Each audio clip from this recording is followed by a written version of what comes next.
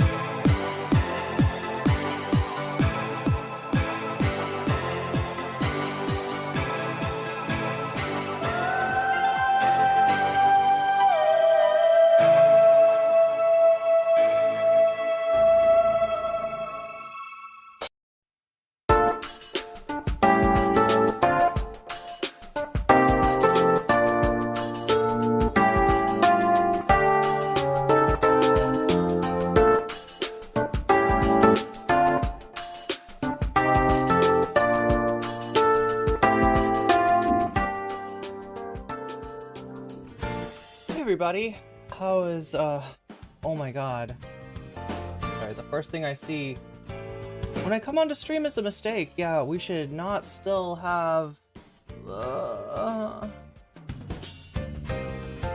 should not still have Star Trek messages in the chat. Where are these coming from? Timer? That's not there.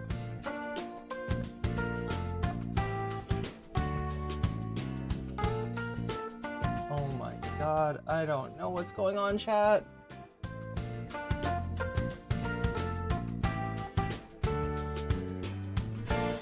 That's happening in YouTube. Oh, I got it. Okay, I gotta switch over here. Sorry, I'm supposed to pay attention to you. How are you doing, chat? I'm just covering, just catching up with the news of the day. If you don't know, there's a barge which hit a bridge, and the bridge lost. And what's worse is that there was people on the bridge, so it's not funny. It's not funny. Yeah, apparently the barge lost power and could not stop, could not turn, and instead of going under the bridge like the barge was supposed to go, it hits a support pillar and takes the bridge completely out. It was so peaceful up here, but now there are freaking communists. So yeah, super scary, super sad. I hope somehow people are okay. Thank you for the sub. Orla Scory Auckland. But yeah, we got a lot of stuff to talk about, and like some of it's pretty yikes. Some of you may know about this already. Some of you may be hearing about this for the first time, but the White Leaf Network, Vaush's network, continues to crumble. The most recent to exit from the network now. So we talked about, like, right, just go back and explain it to anybody that doesn't know. Streamers have orbiters. Orbiters are little streamers that have like a beneficial relationship with the larger streamer, kind of like a symbiotic relationship, like the bird that lands on the hippo's back to keep the hippo from having bugs on it. Is that a thing? Maybe the bird lands in the hippo's mouth. I don't know. The bird lands somewhere and it helps the hippo out, and the hippo doesn't eat the bird, or, you know, like it's a mutually beneficial relationship in some ways, right? Maybe more for the large streamer than the small streamers, because, right, the small streamers are disposable. If they become a liability to the larger streamer can you know, just shake them right off their back. Whereas the smaller streamers need the larger streamer to maintain relevance and also to maintain audience, right? Because this kind of this sort of relationship where they're sharing audience. You know, Destiny has this relationship with a bunch of different people. Vaush has this relationship with a bunch of different people, and we're going to be talking today about one of those channels. One of those channels that is like, what do they do for Vaush? Well, like let's say that some glup shido small streamer chick goes after them and says, I think Vaush did something bad. They're gonna do a video being like, actually, glup shido small streamer chick, she is the one that's bad. Let me tell you about how bad she is, right? So they're like the what did we say? The foot soldiers, I guess, is the metaphor that my lovely and talented thumbnail artist Vamps came up with today. They're the foot soldiers. They're in the trenches fighting for Vaush, because, you know, Vaush at the end of the day is kind of their meal ticket, right? They don't necessarily have an audience if it's not for Vaush. You know, everything rides on Vaush, and so they're going to be there to protect Vaush, and they have. And by protecting Vaush, I also mean, like, attacking the real and perceived enemies of Vaush, which, you know, this channel has done quite a bit.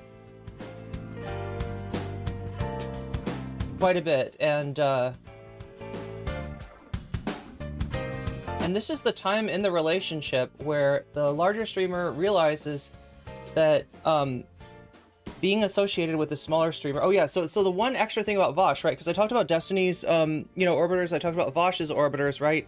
The difference is that Vaush's orbiters are held together, or held to him in a different way completely, right? And this is the, you know, essentially,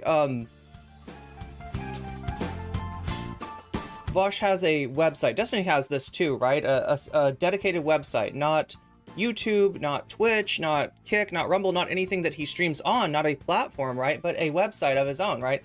Vaush's is like Vaush.gg, Destiny's is Destiny.gg. That's where you get VGG and DGG. So they've got websites, you know, they need to be coded. Vaush has got a sysadmin who stole the code from, I shouldn't say stole, right? It was public domain. So, yeah, no harm, no foul, White Nervosa ganked, I think is the proper term, the code from Destiny's website to create VGG. Now, this also means that they've got to maintain servers, right? If you want to run a website, you need the website, you need the code for the website, and you need servers to run it on, right? And so in order to make this like kind of make a little bit more financial sense, Vaush's servers get used also by his, you know, by his orbiters, right? So Vaush's website code, like the code that White Nervosa ganked from DGG is, you know, forked and changed, and I'm sure, you know, it's like she's done stuff to it, but like that basic code is used by his orbiters as well as the hosting, right? So if your website is hosted on Vaush's servers, if it's maintained by somebody who's loyal to Vaush, what does that mean for you? If you ever decide that, you know, I don't like being a Vaush orbiter, this isn't working out so well for me, I would like to, you know, do my own thing, well, prepare to lose like half of your income. Because that's the reason that they have these websites is that if you're hosting your chat on a separate website, then things like memberships and subs can be hosted on that website as well, right? So that's what the code that White Nervosa ganked is, essentially an association of, you know, memberships and or subs, like, you know, people that are paying with permissions to be able to utilize the chat in a certain way, to have their name showed up in a different way, right? So instead of that stuff being on you know, I mean, it's still on like Twitch and YouTube, but they're suggesting that people come over and watch them on their site because they make more money that way. So that's what we've got right now, is news that one of the orbiters, one of the Vaush orbiters that uses Vaush's server and Vaush's sysadmin has been kicked off the platform for violating something called SOP. And we're going to get into that. P and Z are hardly orbiters. They're too insignificant to orbit. I don't have a high opinion of Poppy and Zena, either vodka, but they have definitely been there to attack the enemies of Vaush. And that's what I'm talking about when I'm talking about orbiting. Yeah, you'd normally, like, an orbiter is somebody that could expect like a shout out, somebody like Demon Mama, right? So when you think of Vaush orbiters, you normally think of like Demon Mama, Xander Hall, Keffals, right? Those are the three biggest. But you know, in terms of who's doing the dirty work, right?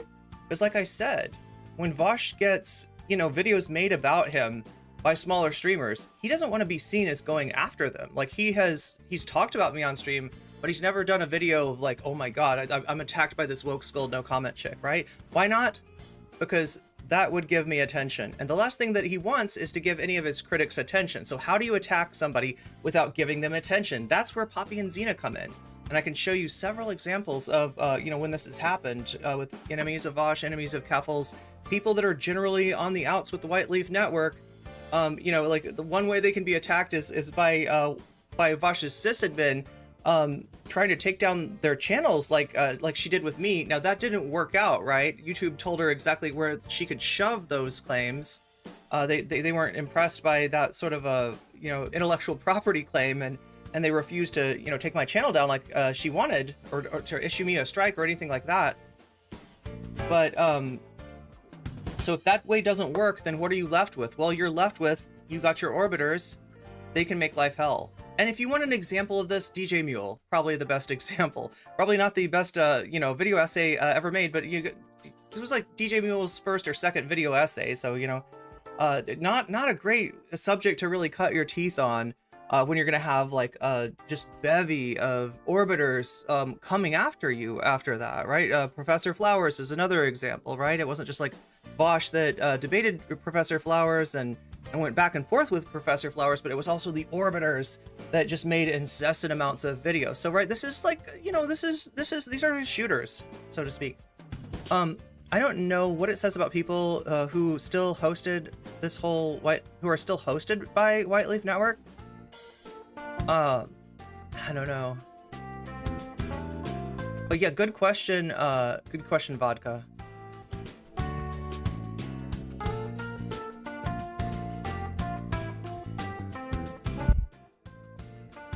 I need to get my pop filter back in place in case I like, I don't know, was that audible, chat? Could you hear me like breathe on the mic?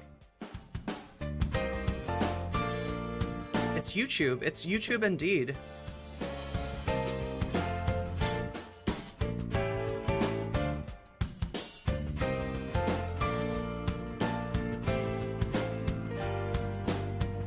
Wait, the alien slime to Vaush's Eddie? Was this a reference to something?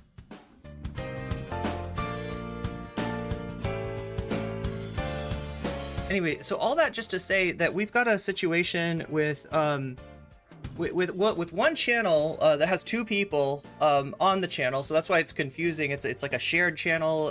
Poppy and Zena, I think, are a couple, and used to be known as Trans Girl Therapist, now are known as Zena and Poppy. How come everybody says P and Z when it's actually Z and P? Interesting question there. We'll get into that as well, maybe. Zena and Poppy, wholesome degenerates, right? They're wholesome degenerates. So it turns out not so wholesome anyway. And like, why are you using that word degenerate? Oh, I get it, because like Vaush's whole network uses that stuff. I don't know. Degenerate's not kind of a dog whistle, right?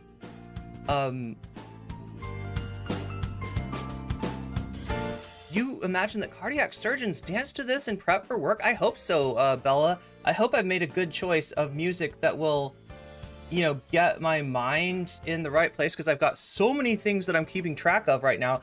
This is the story that we're covering today, and I'm going to try to keep it pared down. You know how I always bite off more than I can chew, and I end up on here for 6 hours? We're going to, try to not do that anymore, all right? I need time to edit. I need time to do a whole bunch of stuff to make the stream better. And, I'm not at the place where I can go, that I can stay full-time in terms of, the hours that I'm spending on stream, which was full-time while the Vaush stuff was hitting, while there was, too much news to process. I was on here full-time. I was making hay while the sun was shining, but now I gotta kind of back away, and I'm gonna cut my hours about in half, right? So, sorry about that. We are kind of close, right? In terms of me being able to being able to afford to go full-time. I'm a lot closer than I've ever been. I just want to be safe about it, right? I don't want to take the plunge and be like, yes, I'm gonna earn this much more money every month just because I've earned this much more money in the previous months. I don't know if that's necessarily true. Summer is a weird time.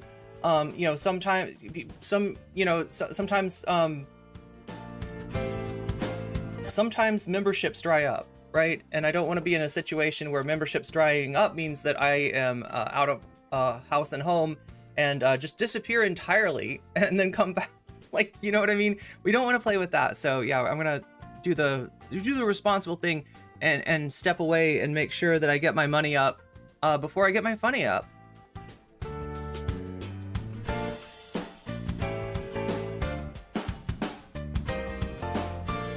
Zara says, I love this fit. Thank you. Thank you. I just threw it on in the last minute. Woody Red, thank you for the resubscribe with Prime.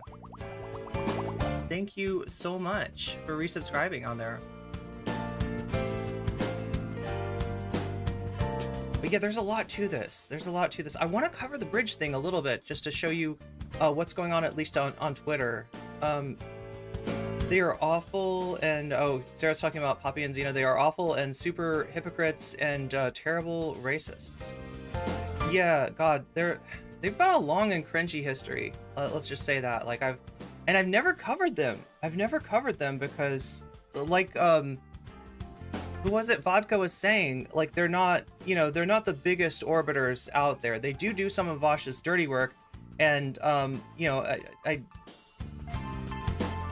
you hate to see it. Oh my god, I still haven't done the one thing that I wanted to do. Chat timers. There we go. Timers and take off Star Trek. Oh my god, thank god. Okay, so chat, you are no longer going to get any messages about Star Trek because we're not doing the sponsor. Like, the sponsorship is over, and so the message should be over. That was the thing when I came on here that threw me off. Like, I come on and the first thing I see is like a sponsorship that I'm no longer doing, and the fact that I'm giving free advertising to free advertising to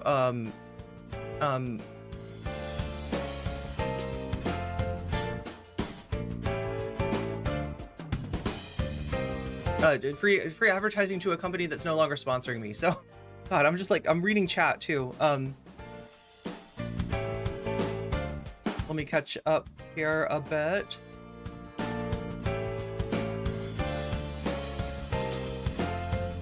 Speculating about Vaush's top or bottom status? Is that what's going on here?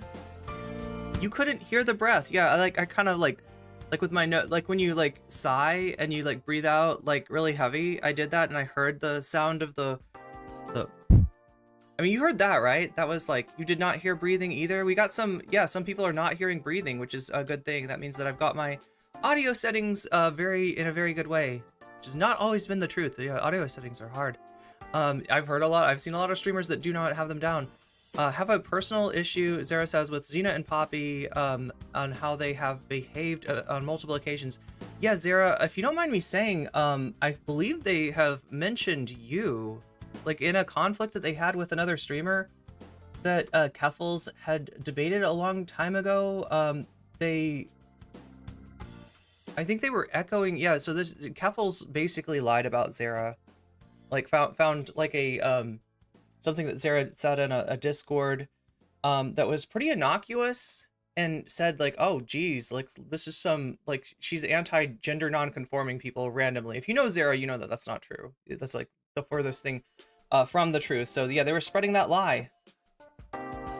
And that's just kind of what they do. Like the biggest thing that they do is, like, anything that Vaush is doing, they're gonna amplify. Anybody that Vaush is blowing up, they're gonna amplify that. Poppy and Zena sounds better than the other way. Oh, a discussion. Yeah, I'm sorry I started this discussion about degenerate.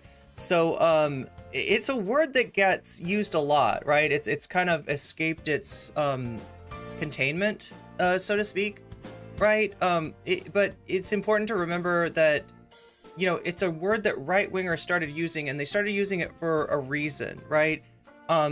Degenerate is, you know, how fascists think about anything that doesn't contribute to the, you know, white supremacy, the Christian nationalism that they support, right? So to have them like inject that into the language as like you know, yeah, that's kind of fucked up. I guess that's how it's used, right? But a lot of people use it without recognizing it. So it's not like a dog whistle. Like if somebody says degenerate, you know that they're like low key, like some kind of right winger or something like that. But It is something that we're going to talk more about dog whistles this week. We got to talk about Candace Owens some more. I've been doing a lot of research. That is what's kept me off of stream, unfortunately, right? That's what has kept me off of stream, is like that there are a bunch of stories that I'm following and I'm doing research for, and they're not the kind of stories that I can just like do by responding to a video. Like there's I don't know, like most of what I do, there's at least some research that goes into it, but this is the kind of stuff that is so crucial to get right that I've been it's been a lot. Poppy and Zena is just a linguistic things. We humans prefer things in a certain order. Yeah, like the reason I said I'd get to that later, right, is that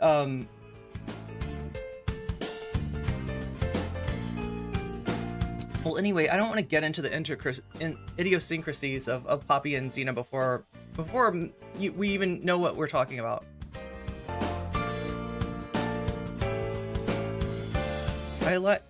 Oh my god, I liked watching them until they became Vaush orbiters.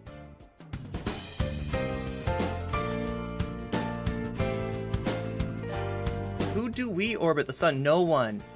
That's why shit's really hard for me, right? So, like, you know, that kind of relationship is one that causes a streamer to lose their independence. And that's why I've avoided it. And I've seen a lot of other people. Most of the people that I started with streaming with, one or two things happened to them. One, they are no longer streaming. They could not get traction. They could not come close to even, being able to make streaming a worthwhile activity financially, and they're gone, right? That's the most of them. The second thing that's happened to people that I've, started streaming with is people like Shark and Demon Mama have become Vaush orbiters, right? With Demon Mama, it was partially because she was attacked by Destiny's community. She was attacked by a lot of really nasty people online, and I do think that harassment was real that she experienced, and maybe to her Vaush looked like a safe harbor, right? But I mean, she had a similar relationship. So who have I orbited? That's a better question, right? Dylan Burns, I guess, without even realizing it, I became a Dylan Burns orbiter, and that was by virtue of me appearing on the Hippy Dippy panel, right? It was a political panel Dylan used to have every week, where he would bring on like four people on the left and 4 people on the right, and have us go at it, right? And it was kind of like wrestling. I mean, he's into Vince McMahon, so that's like how he sees things. And, it becomes this whole kayfabe thing, right? Where you're sort of supposed to do certain things. You can't go, in other words, you can't go at one of Dylan's right-wing friends so hard that he's unable to bring them back the next week. If you make somebody like critically thinking veteran look too bad, like I did, you are the one who doesn't get invited back. Because even though Dylan's politics are maybe like center-left, right, his needs as a content creator are to have 4 right-wingers every week, and if I knock down one of those and make him just a laughing stock, right, that doesn't really work very well for him. So that's and I didn't even realize what had happened, right? But what happened was I went on a stream, I debated this chud, CTV, and people loved to see him get the rhetorical shit kicked out of him by yours truly, right? That's one thing that I'm good at, and I haven't done in a really long time because of the just the nature of debate content, right? Is just like, it's not good in a lot of ways, right? But I do love dunking on chuds, and whether they're Dylan's friends or not, I'm still gonna dunk on them, especially if they come at me as CTV did in that debate. So yeah, without realizing it, right, what had happened is I went on Dylan's stream, I dunked on this right winger, and a bunch of Dylan's fans were like, "Oh, who the fuck is this chick? Oh my god, why doesn't anybody do that to critically thinking veteran? That was so cool. Oh my god, she dunks on chuds. Wow, we haven't seen that in a really long time. Let me go follow her." So they're Dylan fans that are like at that point also following me. So then when I have a situation when I realize that like Dylan's platform has turned into a platform for right-wingers like critically thinking veteran and Rob Knorr, who just went on Tim Pool. Thanks a lot, Dylan. Thanks for like giving that guy a career out of nothing, right? And in a lot of ways, there was no right wing on Twitch. Dylan had to create those. Dylan Dylan had to like support, you know, those streamers in order to get them big enough to make them, you know, viable like opponents, right? It's wrestling. He's Mr. McMahon, right? And you got your heels and you got your baby faces.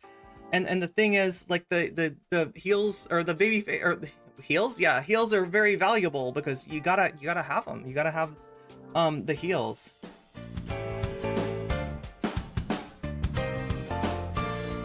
But yeah, it's like, because I shared an audience with Dylan Burns, I felt a certain responsibility when he was bringing on people like Rob Noor and allowing them to use his favorite technique, which is a gish gallop, right? He likes to say a lot of things really quickly when they turn to him, because that way whoever's debating against him is not going to have time to be like, this is wrong because of this, this is wrong because of this, this is wrong because of this. You got to choose like 2 or 3 things. You got to choose like a few things out of that long laundry list that he just threw at you and debunk them. And to the observer, especially the naive liberal observer, i.e. Dylan's audience, right? It's going to sound like you don't have an answer for the other things that you don't end up debunking, right? And the effect of that is that now a brainworm is planted. Now they've heard some, in Rob Noor's case, some transphobic things that they didn't really hear a pushback for. And they're like, oh, okay, well, she didn't push back on that. I guess that must be right. And it's like, no, it's not right. It's bigoted. It's fucked up, like, right? So, you know, there's a certain responsibility. The solution to that would be for the moderator to say, Rob, we don't have all day, Rob. Choose 1 or 2. Okay, I'm gonna cut you off right there, Rob. All right, thank you, Rob. Let's go to, you know, Demon Mama. Let's go to the next person, right? That would be the solution. That's what I wanted Dylan to do. Unfortunately, this guy's ego is just, I mean, he's Mr. McMahon in every single conceivable way, like including the bad ones, right? So, you know, he goes on this whirlwind tour of all the streamers that have a critique for him, that are saying, I don't know about this Rob Noor shit, Dylan. And at every single turn, the other streamers do the right thing by kayfabe rules, right? You know what kayfabe is? It's what wrestlers do. They plan out the match ahead of time. It's not real. For anybody who doesn't know this already, I'm gonna have to break the bubble for you. Wrestling is not real. Wrestling is choreographed. Wrestling, who's gonna win and who's gonna lose and how they're gonna win and how they're gonna lose. It's written. It's you know, you're watching fiction, right? With wrestling, and you kind of were watching fiction if you were watching the Hippy Dippy podcast, right? There's certain things that you don't do, and the biggest thing that you don't do is embarrass Mr. McMahon, because at the end of the day, he is the company, and so everybody else, like when they bring Dylan on, they say, Dylan, what about this and what about this, and he's like, oh, I don't think that really matters anymore, and they're like, oh, you got me, Dylan. Oh, I'm pinned. Oh my God. Well, all right, nice talking to you, and thanks for disabusing me of those notions that there might be something like irresponsible going on your platform. Right? That's what you're supposed to do. That's what a good little orbiter does. That's what Demon Mama does at the end of the day when it comes to Vaush. She might sometimes have a disagreement with Vaush, but she never turns it into Vaush's analysis fucking sucks. Vaush is questionable as a streamer. Vaush has got reactionary baggage which he refuses to unpack. You're never going to hear Demon Mama say that, even if she thinks it. You're never going to hear that from her. And that is why I value my independence. It's been hard fought. It's been hard won. I went through a lot to become independent after signing that fucking contract with Dylan and, you know, selling my soul to Twitch politics, right? But we're here now and we're good and we're about to take down some... we're about to assist the takedown of some Vaush orbiters, so... YouTube made me jump through hoops to have to get and have a chat bar. Okay, well, whichever platform, whether it be Twitch or YouTube, I'm streaming on both. As long as there's enough, you know, subs on Twitch and enough members on YouTube to justify, you know, the money that I pay monthly for dual streaming, which I do. I have to use a program called Restream in order to dual stream on both Twitch and YouTube. So as long as, you know, Twitch is kind of like, you know, paying for itself, I will stream on both platforms. We've had some issues in the past. I don't know what's going on Twitch, but where that's been a little bit questionable. But yeah, I mean, you can help that happen by making sure to support me on Twitch. You can support me on Twitch through subscribing. That also gets you out of the top of the hour ad break, which we're coming up to in about 12 minutes. You can get out of it for free, like Woody Red just did with a Prime membership, right? If you've got Prime, you've got a free sub, give it to the streamer of your choice. If that happens to be me, then you will no longer see ads on my stream. You can also get out of it for $5 if you pay $5 for a sub, or possibly also for free if you are gifted a sub. That can happen. That does happen, but it's more likely to happen if you are active in the chat.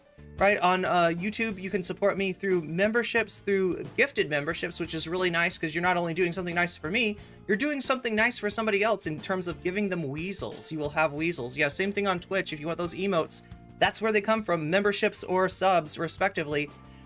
You can also support me through super chats, super stickers. There is a link for donations down in the, what's it called? Description. Yeah, in the description. There's a link for donations if you want to donate directly, which I very much appreciate, and also Patreon, which I very much appreciate. And I keep on saying that I'm gonna add a Patreon screen / member screen in the beginning and the end, just like the Vanguard does. I need to get to that. I hope you made a few bucks off of the Star Trek thing. I did indeed. In fact, this was the first month that I came close to covering, you know, my rent, right? Which is kind of amazing. I'm not expecting to, you know, that to happen every month, but it was really cool that we were able to make it happen this month. And that is due to all of you out there that support me in any way, whether it be through subs, memberships, super chats, super stickers, whatever, or just through playing the Star Trek the mobile game along with us, right? And I don't do sponsorships very much, and you know, in general, I want to only do sponsorships for games that are fun. If I do games, which I don't very much do, or products that you actually might find useful, right? I don't ever want it to be a thing where you're like buying something that you don't want to support me, because that's silly. If I can offer a deal on something that might actually be useful, though, I will definitely do that. Oh my god, chat. I'm just all over the place today. Disco Wolf, thank you for, speaking of memberships, thank you for the membership to Charlie Martini. Charlie Martini, you just got weaseled. I bet you don't even realize that you got weaseled, but you did. You got weaseled. The other thing that you can do is just support me, even if you don't, because like I understand like a lot of people, times are tough. You might not have the ability to financially support me. Hitting that like button actually does a lot. Like, it's more powerful than you think, and I appreciate everybody who hits the like button. Let's pop this out so I can see it. There we go. They have mentioned me, so that's what Zara's saying. And Zara, you're not the only one who's experienced getting attacked by, you know, Poppy and Zena, being lied about by Poppy and Zena. I mean, if you see like what they're doing, in a lot of ways, it's reminiscent of Vaush, it's reminiscent of Keffals, but it's somehow worse. They've somehow taken, you know, Vaush's like anti-SJW reactionary vision of leftism and made it like made it worse.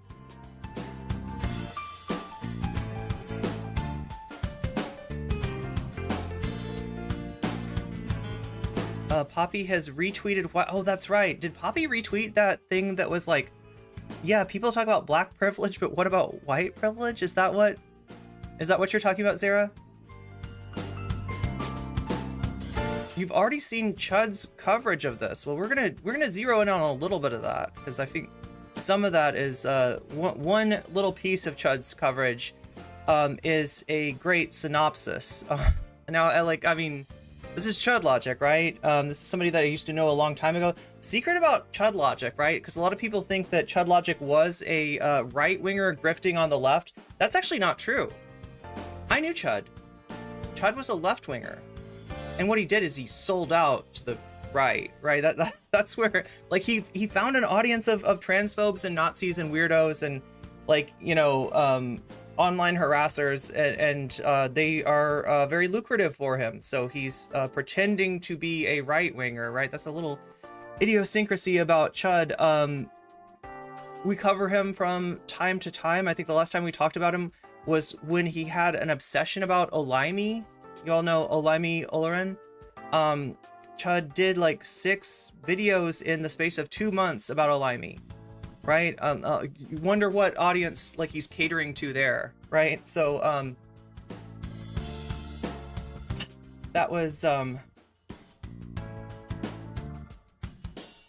so I made a thumbnail that was just kind of almost a parody of his thumbnails. He noticed he came into stream and he wanted to chat with me, but what he like, the thing is, like, I don't like cut away from stream. I don't like stop what I'm doing till, oh, Chud Logic is in chat and he wants to talk, right?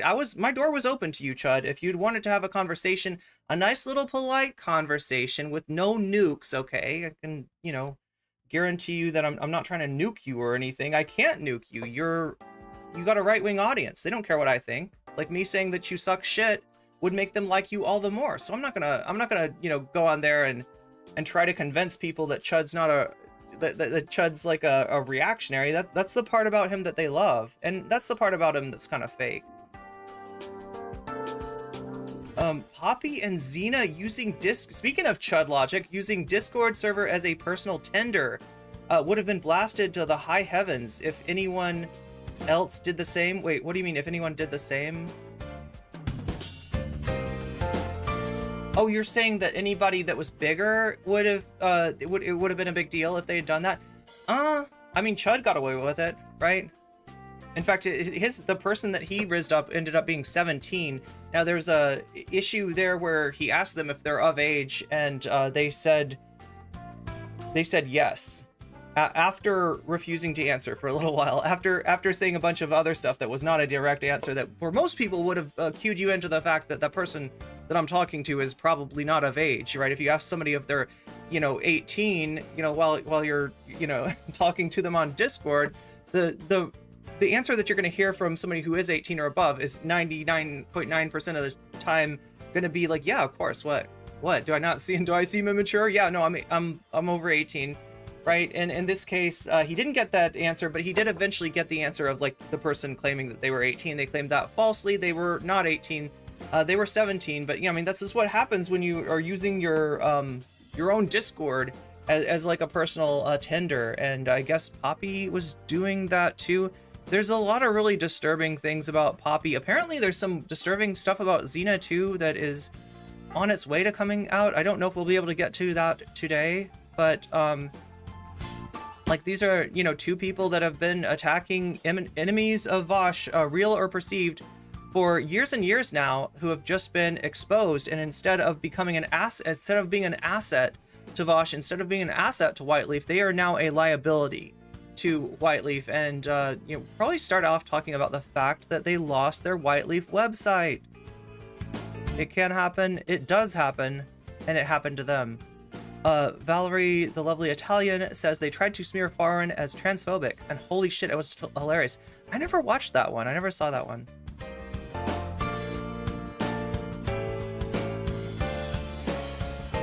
You think Zena and Poppy actually flows better, but that could just be because that's how I first saw it. Yeah. Horse Lord Degenerate. You know, I don't think that that's the problem with Vaush, right? I don't think the problem with Vaush is that he's a degenerate. I think it's that he's into horses and he's into loli. But Poppy and Zena participated in weird racism during the Say Her Name Twitter mess, and they tried to justify Vaush claiming, oh my god. Okay, so what Zara's talking about here with the Vaush claim that they were backing is a ahistorical claim that Vaush made because he knows a little bit about history, right? This was with non-compete. It was in the, oh my god, I'm trying to rehash this all, right? It was in the middle of a debate with non-compete.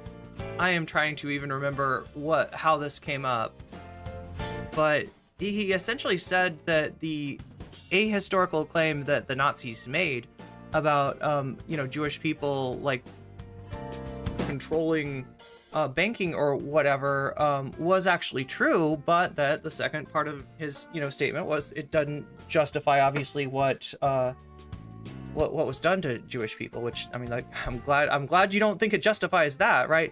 But the problem is that Vaush is then signal boosting a untrue claim. I know why he thought the claim was true, right? In terms of the, you know, that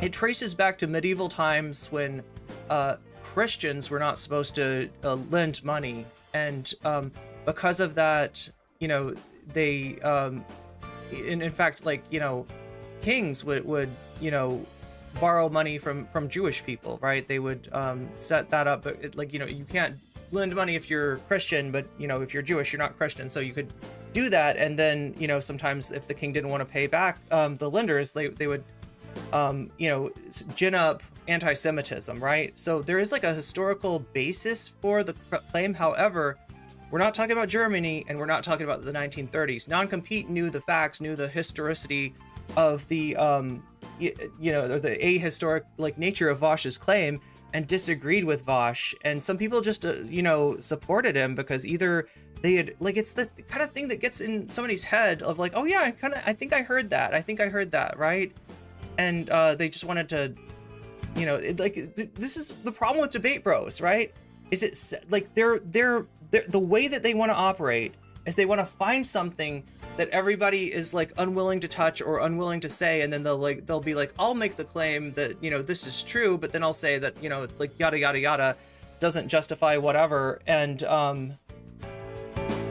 mean, that's what we call a takemeister, right? The whole technique of debate bro culture, which we're going to deal with some debate bros today, right? We're going to be watching Brother Malcolm, I believe his name is, being interviewed by Chud Logic. It looks like Brother Malcolm's done a lot of research, you know, self-described debate bro. Brother Malcolm has done some research into the Poppy and Zena thing, and is explaining it in the shortest and most succinct way that I have seen done. So that's why we're watching Chud Logic today, unfortunately. But yeah, it's probably the best. Otherwise we're gonna have to buckle in and like do like 4 hours of this, and I literally do not have time to do a long stream like that, especially not on Poppy and Zena. God damn, like I love having to rehash this non-compete debate over and over again when I should just be like, go watch my video. Go watch my video if you want to see like why Vaush is wrong about that. And why him echoing like Nazi talking points because he thinks there's like some ameliorating factor of, but they were wrong in their they were correct in their premise is what Vaush says, but they were wrong in their conclusion. Well, no, actually they were wrong in their premise and their conclusion, and they were lying about Jewish people because they're Nazis, and that's what Nazis do, and it's not that hard to figure out. I had a disagreement with Poppy. When TGT channel first started, it became really clear that she had no understanding of power dynamics. Yeah, look, I've heard things a lot, okay?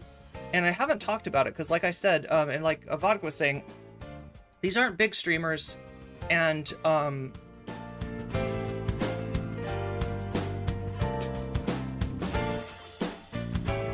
I need more than just like, you know, somebody like saying something to go off of, right? But yeah, it turns out that all the people that had an issue with Poppy and Zena, they were right.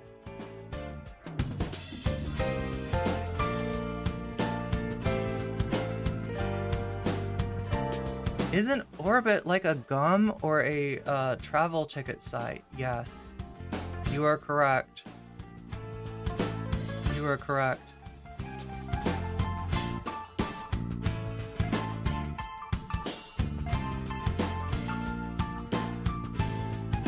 Jules, I believe they go by Poppy now. Orbit has the xylitol. Hella xylitol. Wait a minute, we know xylitol. Speaking of Vaush orbiters, that's another Vaush orbiter, xylitol, right? Do you remember, that's what Hassan called Xanderhal, because he was like, all these people over there, like Vaush and xylitol. You first heard of me when RGR and Demon Mama had that argument. Yeah, that was a while ago. A chili burger sounds pretty good right now. How does a chili burger work? Are you talking about a burger with chili on top of it? Or are you talking about a burger with chilies, like pickled chilies? Wait, do we have a request for pronouns?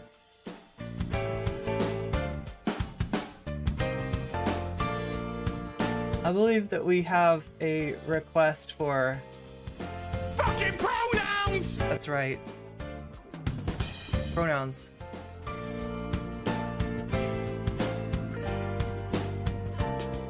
Wait, I need to find out about this chili burger though. Now, like, see, chat, whenever you mention food, you make me hungry.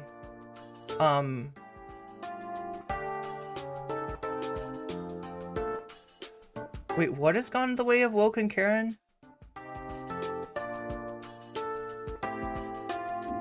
Chad Alpha says pro wrestling is real. You are the one that's fake. Oh my god. Wait, do you mean like that you know that I'm software somehow? Reminds me, FT Signifier had a good video about black people in wrestling. Nice, nice. I still need to meet wrestlers, chat. I still need to meet wrestlers. Irene just broke my wrestling loving chat. Wow, I am that far behind in chat that we're still on the kayfabe. I watched, I want to see the Jason Miles kayfabe documentary. It sounds awesome. I lived the kayfabe documentary. Thank you very much. I think you were closer to a Vaush orbiter because of your connection with Demon Mama. Wow. See, this is the thing. At the time, I was ignorant of that. I was just like, to me, it was like this, right? I had a panel that went on every Friday. After my panel, Dylan would have a panel. Prime Kai, another, ex-friend of mine, had a panel that went on Tuesday, right? And we had each other on each other's panels, and we went on each other's panels. Like, I didn't really look at it in terms of power dynamics, and I very much should have. But I mean, like I'm explaining this to, Orbit, a streamer's Orbit, to chat, and I'm getting people being like, you mean like the gum? You mean like the travel site orbits? Like, no, I mean like a really weird niche thing that I feel like terminally online, chronically online, dangerously online for even talking about, right? Because it's not a normie thing to freaking to orbit, the streamer's Orbit. Like, streaming's weird enough already without fucking orbits, right? But now I'm explaining orbits.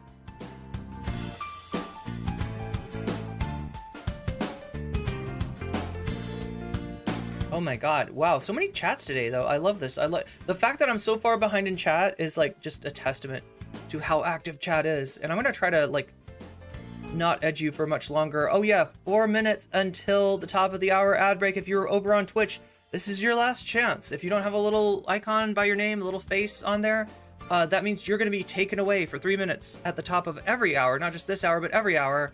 You can get out of it for free or for $5.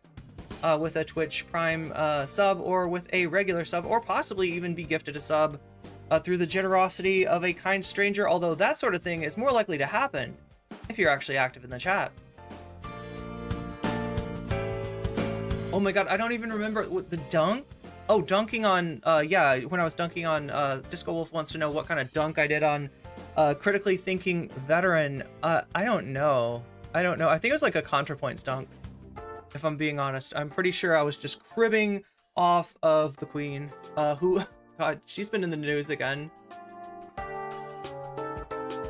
don't even know what to make of it. She released and then deleted a mysterious tweet that people are now arguing about the true meaning of. The thing that really bothers me about them was that Poppy used her credentials as a therapist to back up horrible, harmful ideas, also in interpersonal situations, as we're going to find out about today. Okay, so yeah, Zara's saying Poppy retweeted the black privilege lady ranting at me on Twitter. Yeah, black privilege. That's what we're dealing with when we're talking about Poppy and Zena. Look, the apple doesn't fall far from the tree. Whether we're talking about like Vaush not falling far from Destiny and DGG, or whether we're talking about Vaush's orbiters like Poppy and Zena not falling that far away from him. A lot of, what they've gotten into in terms of their style and the way that they do things, and their audience is from Vaush or Demon Mama or Keffals. The Canadian lady that misgendered me was going on a racist rampage, and Poppy could not get enough of it, right? Yeah, what about black privilege? Like, who fucking likes a tweet like that? Who fucking likes a tweet like that? Like that, look, Candace Owens liked a tweet, or made a tweet that said, you know, Christ is king. People are arguing about that right now because that is a dog whistle and it's designed to provoke those sort of arguments. Daily Wire is losing massively in the PR war to not just Candace Owens, but her friend Nick Fuentes. And we'll get more into why I call her a friend of Nick's later in the week, right? We do have the real Chat Alpha in chat. That is true. The lady must have been Albertan. Good guess. I don't even know. It might be true. The stuff that had to do with their child. Yeah, that poor child. We're going to refer to their child as Spawn. If you know any other names for their child, do not say them. Okay? If you, you know, just one of the techniques that Poppy and Zena are using to silence this person. We're talking about their adult child, someone who was a child of somebody that Poppy was married to, and then Poppy ended up raising this child. And when Poppy and Zena got together, they raised their child. And it's gonna sound weird. We're gonna be talking about Spawn. Okay, I hope you can understand what I mean when I say Spawn. I'm not talking about the superhero. Is he a superhero? Spawn's like a superhero too, right? Not talking about the superhero. I'm talking about the adult child of Poppy and Zena that had to deal with something that no child should have to deal with growing up. I couldn't imagine a much of a worse situation to grow up in. Smoking on that Poppy and Zena pack. I guess so. Look, I don't love this. I don't love talking about fellow trans people that are, fucked up, but I feel like the right context, because should I just skip the bridge stuff and go right into this? At this point, yes. At this point, yes. We'll talk about the bridge tomorrow. How about that? We'll talk about the bridge tomorrow. Because I have been edging you for way long. And I'm going to try to... I thought I could just read all of chat. I thought I could catch up with chat. I mean, maybe Chud Logic. Okay, so that's Chud Logic, Zila streamer, drama analyzer, and political enjoyer, and leftist in hiding. Leftist. Soy woke leftist that is unwilling to cop to his real beliefs because it's making him more money catering to right-wingers. There we go. Oh, what do we have here? Second channel, Chud Logic Noir. Now, this channel used to have a blackface VTuber that Chud used in a debate when somebody said, I don't know, Chud, I don't know if this is okay for you to be saying as a white person. He's like, oh, really? Oh, really? You don't think this is okay for me to be saying as a white person? I'll be right back. And he comes back, and his VTuber is like a blackface version of his regular VTuber. All right, can I say it now? Yeah, really funny joke. Really funny, really cutting edge humor there, Chud Logic. We know the soy lefty that you really are. And one day, Chud, you will be exposed to your right-wing audience. So I want to show you a little bit about, let's see, can you see? No, you can't. It's not positioned correctly. Let's see if I can bring this up. I haven't found anything on TV for. Come on. All right, there we go. Thumbnail. All right. Thumbnail. Trans whistleblower. These people are totally insane. All right. Title. Trans whistleblower exposes horrifying truths. Let me make this bigger for you. Boom, boom, boom.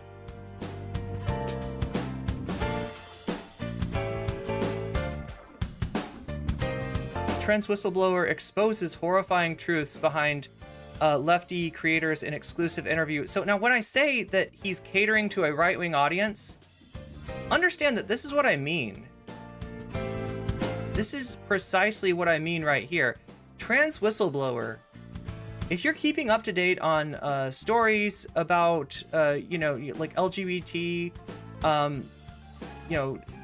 trans rights and stuff like that, you'll know that right now there is a controversy going on with an organization called WPATH, right-wingers are shopping around these supposed leaks from that organization and trying to pretend like they show something untoward. I haven't really gotten into it. I'm not super in the business. Unlike Chud, I'm not in the business of spreading right-wing disinformation, right? But understand what he's going for here in terms of who he wants to pull in as an audience, right? Exposing the horrifying truth behind lefty creators. Okay, so here's what I'm getting from this. The problem, right, where this horror show is coming from is like trans people and lefty creators, right? Now, if you look at my title and thumbnail, let's go over here. Vaush foot soldiers exposed, right? So I'm talking about the streamer that they have a mutually beneficial symbiotic relationship with. I'm talking about Vaush. I'm not trying to put this off on trans people, right? Zena and Poppy being horrible does not reflect on trans people in any way, and definitely doesn't reflect on lefty content creators. But if I was trying to get a very different audience than you in my chat, than most of you in my chat, hello out there, Chud Nation, how are you doing? How are you doing? You stick around, you'll enjoy this too, right? But if I was going for viewers like the ones that Chud's going for, right? Then I might have a, title and a thumbnail that looks a lot more like this. That's not who I am. And chat, unlike Chud, I can't sell out. It's just not in my nature. I gotta say what I mean. I gotta say what I believe. I don't want to be like, I don't know, trapped behind this online persona that I've created for myself that's not even real. In some ways, the story of Chud Logic is a tragedy. It's a cautionary tale of what audience capture does to a bloke.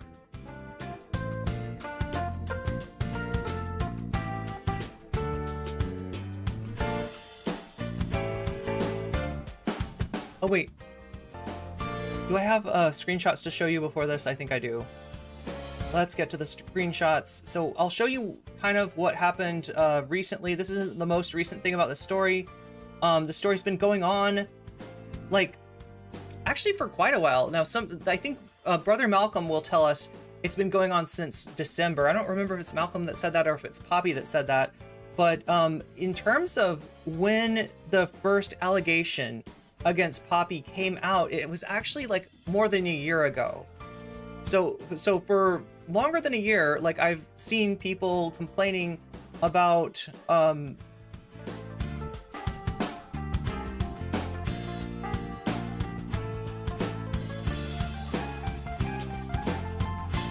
way that Poppy treated them, about the way that Poppy, used her medical license and expertise, and right, this has been known for a while. That is why I'm going to try to emphasize the fact that this is not something that, oh my god, Whiteleaf, how could we have known about it, right? Oh, we're going to distance ourselves now. Hey, too late. You had these people in your network, you gave them a you hosted them on your website, you promoted them, you essentially, made careers for them. You gave them their reach, you gave them their clout that they are now using, in Poppy's case, to attack someone who committed the awful crime of having broken up with Poppy. Poppy used her social media platform to go after somebody that broke up with her. Okay, wait, I'm trying to find this.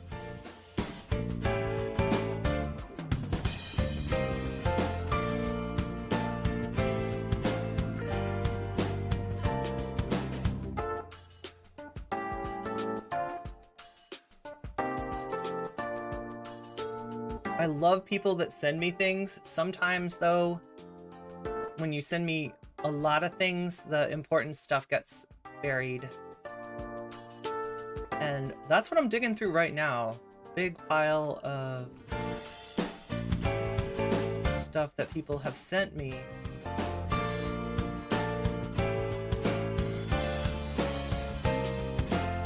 Oh wait, no, now I remember where this was. I was looking in the wrong pile. Let's look in the right pile. Okay, so yeah, we'll start off with some, we're gonna get into this. This is, again, Chud Logic interviewing Brother Malcolm about the Poppy and Zena situation. And I will say that, you know, I do appreciate that Brother Malcolm has taken this wild and unwieldy story, because I looked at it once before, right? There was one stream that some of you might remember where we were talking about nuclear leaks, and it was going to be about this, but I will only cover a story that I feel like I can wrap my mind around, because it's only the responsible thing to do, right? If I can't explain it to you in, you know, a succinct way, then I don't need to be streaming about it. And I could not, there's too many moving parts for this story. Luckily, Brother Malcolm, along with some people on Tumblr, you know, sort of aggregated all of what's going on in one place, so that it's a little bit easier to understand. It's, you know, these are still long videos, these are still long streams that that he made, but they do make what is otherwise utterly incomprehensible into, okay, you know, here's what's going on. And you know, the basic thing is somebody abusing their platform, somebody abusing their reach, their clout, everything given to them by Vaush and the White Leaf Network. So here we go. Let's start off with these screenshots. Okay, so this is White Nervosa, aka Vaush's sysadmin, right? For those who still seem to be confused of how White Forest members vote, wait, did I go to the wrong thing first?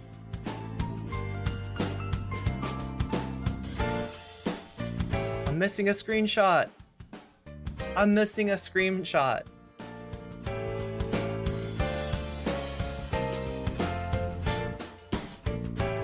Okay, so the first screenshot that I should have, and I don't think I actually have it. I mean, I'm sure I do have it somewhere. I might have to describe to you this screenshot just for the purpose of brevity, if I can't find it.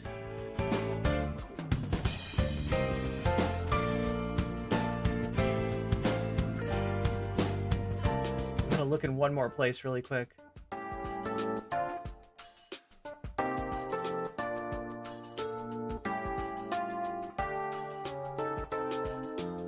There it is. Oh god.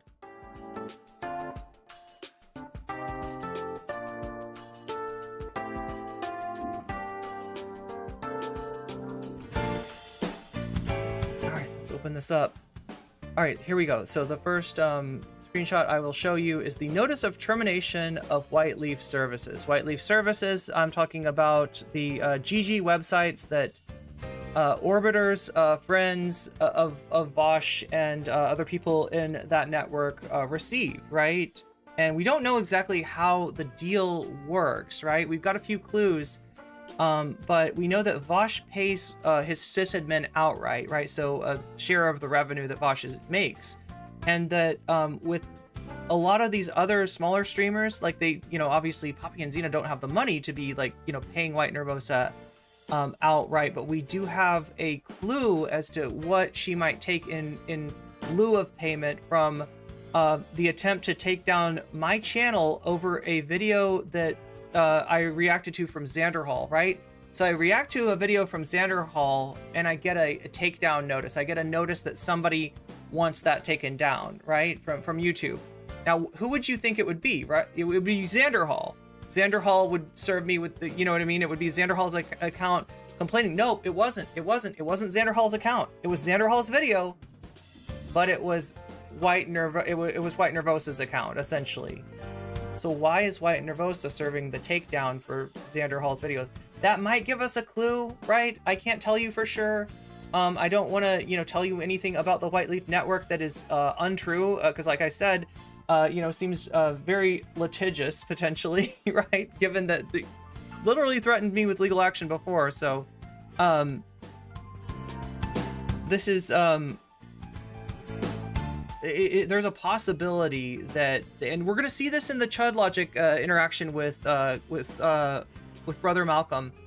We're going to see that there's some thought as to, you know, whether White Leaf might have control of people's content. I can't, you know, confirm that, but that's just what we think. You know, obviously they're getting something out of it, right? That's a possibility. Okay, so anyway, let me stop getting in the way of the content and just read this to you.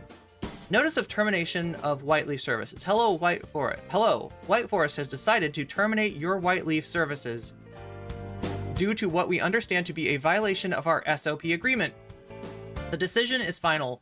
Your website, you know, which was still transgirltherapist.org. .org. Oh no. Or chat. If you know about websites, right? Some websites are expensive and some websites are cheap, right? And a lot of what that depends on is the extension, right? Certain like .com is expensive. If you want to buy something .com, it's gonna tend to cost you more. If you want to buy something .org, I think it's even more expensive than that. If you want something .gg, like Demon Mama, Vaush, Keffals, etc. have, it's fairly expensive, but you know, there's other ones that are cheaper, and usually people go, because it doesn't matter. Nobody's gonna like not go on your website because it's a you know, TV instead of a .org, right? But they got a .org website, right? Which makes it sound, oh my God. And or look, that makes it sound a lot more official, right? In terms of like, you know, trans girl therapist, right? And you know, Poppy apparently does have a license for some sort of mental you know, health service. I you know, I don't doubt or that the, you know, therapist like comes from somewhere, but like there's everything about this sounds authoritative and official, especially the fact that it's a .org. Okay, so anyway, .org will be shut down effective immediately. Thank you, White Forest, right? So yeah, this is Poppy, Lady Diabolique is Poppy responding. White Nervosa, wait, please, can't we do something? We haven't done anything wrong. We haven't done anything wrong, Poppy. We haven't done anything, really? X'd it out on that one. Okay, so anyway, this is Chud Logic looking at the tweets. This is okay. So after this happened, Poppy and Zena's, and I don't know if I can explain this. Zena and Poppy's foundation. I don't know why they're called the foundation now. I don't get it. I truly do not understand. Right? Again, it sounds official. It sounds kind of official. Containment arc. I know what that part's about, right? They don't like that this stuff has gotten out about them. They don't like that there are people talking about, you know, people that have been hurt by them, and they want to contain it, and they want to make sure that their audience, you know, pull the audience in, make sure they don't see anything, you know, like, I don't know, we're gonna watch their stream, actually. We're gonna watch Zena and Poppy's recent stream where they describe the containment arc and how they're trying to keep this information away from their followers, who, you know, they're losing subs pretty quickly. So we have no words. This one legitimately hurts. And you can see Chud Logic himself is kind of, like, you can barely see him, but yeah, he's definitely hurt by this. You can tell that this is it's a guy that, you know, feels people's pain and, you know, very empathetic. Because like I said, he's you know, a soy woke leftist like myself. Deep down at the heart of him, he's just like me. He's just massively sold out. Okay, that's all. That's the only difference between us, Chud, just so you know. Let's see. So that is, and then that gets us to this. All right. So White Nervosa notifies Lady Diabolique, aka Poppy, that their website has been terminated. And let me tell you, I cannot stress enough, like, this is not something that can just be replaced. Depending on their setup, they might have a large portion of their income coming from this website, and it can't be replaced, right? Even if they get everybody that was subbed to them on the website then subs on YouTube or Twitch, they're gonna make like half or 70%. They're gonna make a fraction of what they made with the Whiteleaf website. Also, you know, when all your stuff is hooked up to this website, it takes a while to get it off. So this is definitely like a big bump in the road for Zena and Poppy to lose the website. It's not just You know, it's not just the Vaush network saying we don't like you anymore.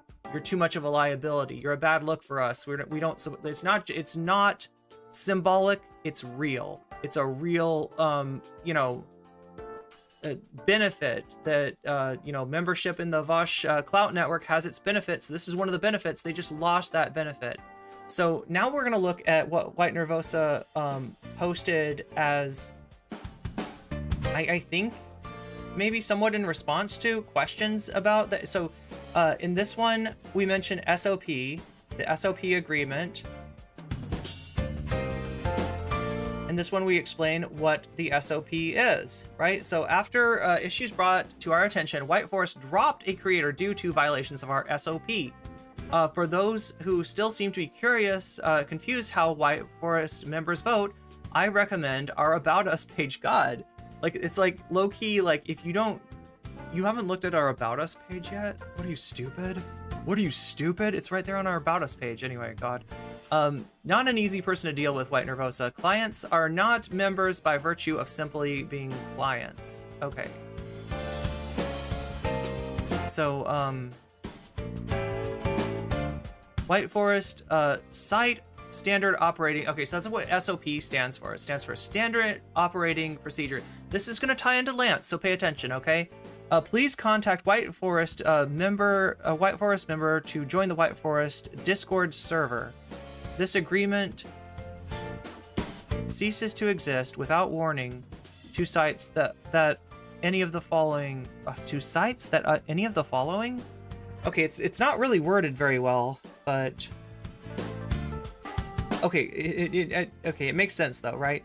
The sites that do any of the following, basically, choose, plan, or agree to stop using Whiteleaf. Do you remember what Lance said? After the Vaush thing, after the horse thing, after the leaks, right? Lance said that he wanted to go separate ways. He was thinking that this would be a process, that both he and Whiteleaf would gradually implement, taking him off of Whiteleaf and right, but there's a clause right in here which seems honestly pretty vindictive, right? It seems like if you're gonna choose, plan, or agree to stop using Whiteleaf, so the second that you even insinuate that you're not going to be part of the network anymore, the site is gone, right? I don't know what else that is, but like vindictive, like, oh yeah, don't let the door hit your ass on the way out, right? Slams the door in your face, right? That's what they do. They cut it off immediately. That's what they did to Lance. That's why Lance was kind of thrown for a loop, because he thought he had would have another month where he would be on the Whiteleaf network and that he'd be able to sort of implement whatever he's going to do instead. He didn't get to do that. He was immediately thrown off, right? It was just like, right out the door. Break United States federal law or break your local state law. So I don't have any reason to believe that Poppy and Zena did what Lance did and said that they were thinking about leaving the site, right? They didn't fall under this first clause, right? Break United States federal law. Look at this. Look at what she copies and makes big, like, right? So she posts this, and then the last two things: break United States federal law or break your local state law, right?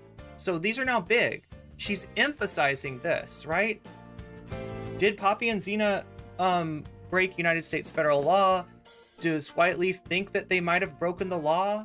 Like I said, they're a liability because it's a bad look, right? Because it's really awful that one of their, attack dogs, one of their foot soldiers, that does their dirty work for them, has been, caught doing dirty things to people interpersonally and then using their social media clout to go after those people, right? So I mean, that's understandable, but we'll get into this, like whether maybe a federal or state or local law was broken. So then somebody's I'm guessing this is like a fan of theirs, right? Replies, wait, what law did they break? Is this yeah so like even though White Nervosa in this tweet is not mentioning Poppy and Zena, the SOP has been invoked, right? The SOP is mentioned in this tweet too, right? So that's our first clue. And then our second clue is how Poppy and Zena's community are responding to this of like, wait, what law did they break? Right? So this definitely seems to be about that particular situation.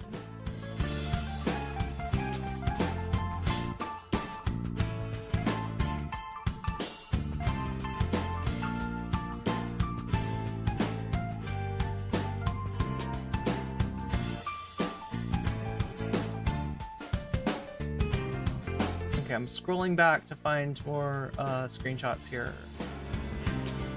Oh my god.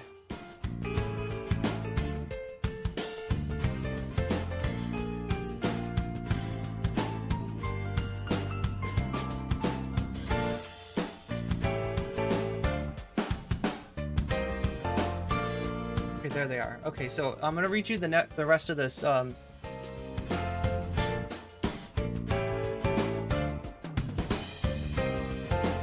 Okay, so now this first tweet, let's see, can you see it? Yeah, you can't see who's posting it though. This is posted by No Flake, I believe that's how her name is pronounced. Anybody feel free to correct me if I'm wrong about that, because I might be wrong about that. I believe it's pronounced No, N-O-E-H is how it's pronounced. Again, sorry chat if I didn't get to, I meant to get to all the chat, but I just gotta get the stream. Gotta cover this anyway. This is apparently a victim of Poppy, somebody who was dating Poppy for a while and then broke up with Poppy, after which Poppy asserted that this person had in some way R-worded them, right? When Poppy went into further detail about what was the, unconsensual element of their interaction with this person, they said that that No had broken up with them after they had been intimate. Like, not directly after, but at some point after they had been intimate, and they had been intimate with No with the understanding that they would not be broken up with. Do you see what I'm saying, chat? No breaking up with Poppy caused Poppy to make incredibly serious and incredibly damaging accusations against No by, post hoc withdrawing their consent based on the fact that, like, I thought we were, we were sleeping together and I thought we would stay in a relationship. I thought I would not be broken up with, right? Like, I mean, this is a nightmare. This is a nightmare. Like, to punish somebody for breaking up with you with this kind of very serious allegation. And, yes, believe victims, but in this case, all the facts point to the fact that No Flake was the victim and not Poppy. No Flake was pressured into that situation in the first place in a way that I think you're gonna see in some of the logs, and then just had that accusation like weaponized on them. Like, I mean, this is fucked up, right? Okay, so No says it's the same reason Poppy was fired from her job. She was committing the legal definition of harassment in her state.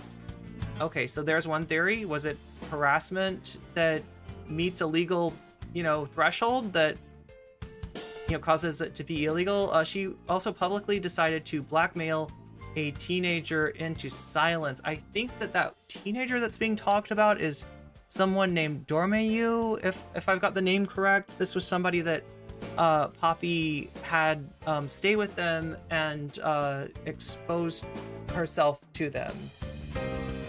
And when they came out with their story, they were met with a demand that they take down what they had posted, or that Poppy and Zena would do a stream on them. So essentially, they were given that kind of ultimatum, and eventually did choose to take it down. Eventually did give in. So anyway, well, no, she was fired because she refused to take down her social media presence. I don't really trust online receipts unless they come with legal docs. I don't see why an organization whose primary donor is Vaush, that being Whiteleaf, right, would accept anything short of litigation. Do you see what's happening here, chat? These are the chickens coming home to roost for Whiteleaf. Everything that Vaush has taught these people is don't believe your lying eyes. Don't read anything on social media. Don't trust the woke scolds. They all have Vaush derangement syndrome, right? You can't trust them. You can't trust them. You got to see. And even if you see a clip of me saying something horrible, just trust that there's going to be like more context for this horrible thing that I said. And it's not really what you think it was. It's the bad people, the woke scolds, the Nazis, somebody really bad that you shouldn't trust was clipping me out of context. Vaush has essentially trained people in his community, which includes the communities of the orbiters, right? They're orbiters because they are overlapping his there is audience overlap there. That's what makes you an orbiter. That's what made me an orbiter of Dylan Burns, even though I didn't realize it, right? We had overlapping audiences, right? That audience has been trained not to believe, what's right in front of their face. It was literally because she was breaking the law. She didn't have to take down her social media. She just needed to stop breaking the law. And there's countless pieces of evidence against her. Meanwhile, she has zero supporting evidence for her own case. So that gets even messier, because from what I've heard, and we'll check with Brother Malcolm and Chud in a second to just like make sure that I'm right about this, but like Poppy's boss was a member of the Poppy and Zena community, was in the chat, ostensibly, was aware of their social media presence. And I guess at some point that social media presence became a liability for Poppy's work. And she was given an ultimatum, you gotta stop doing this or you can't work here anymore. And Poppy did not stop doing it, hence her losing her employment. So yeah, more than just the website going down, right? They're in a bad way because of this, but like who's to blame for that other than Poppy and Zena. Also, there's countless pieces of evidence against her. Meanwhile, she has zero supporting evidence for her own case. This person replies, I mean, there's also countless pieces of evidence against Vaush, Keffals, Xanderhall, Dylan Burns. Yo, accidentally based Vaush fan. Do you see this? Okay, yeah, this is still showing up. Like, I'm gonna have to pull this down so that you can see the last little thing here. I hate resizing my window because I always want to have it sized perfectly for YouTube. Okay, there it is. Okay, so that is wild. Isn't that fucking wild? Do you see what they're saying? There's some shit on all of these streamers, and we have been taught to ignore it. There's countless pieces of evidence against Vaush, Keffals, Xanderhall, Dylan Burns, Demon Mama, basically all of White Forest's most prominent streamers. True, right? But they're not making the connection of like, then maybe there really is. That's why I asked for legal. So in other words, unless like Xanderhall gets like, I don't know, convicted of something, I don't know what unless Dylan Burns, is like there's a court judgment against him.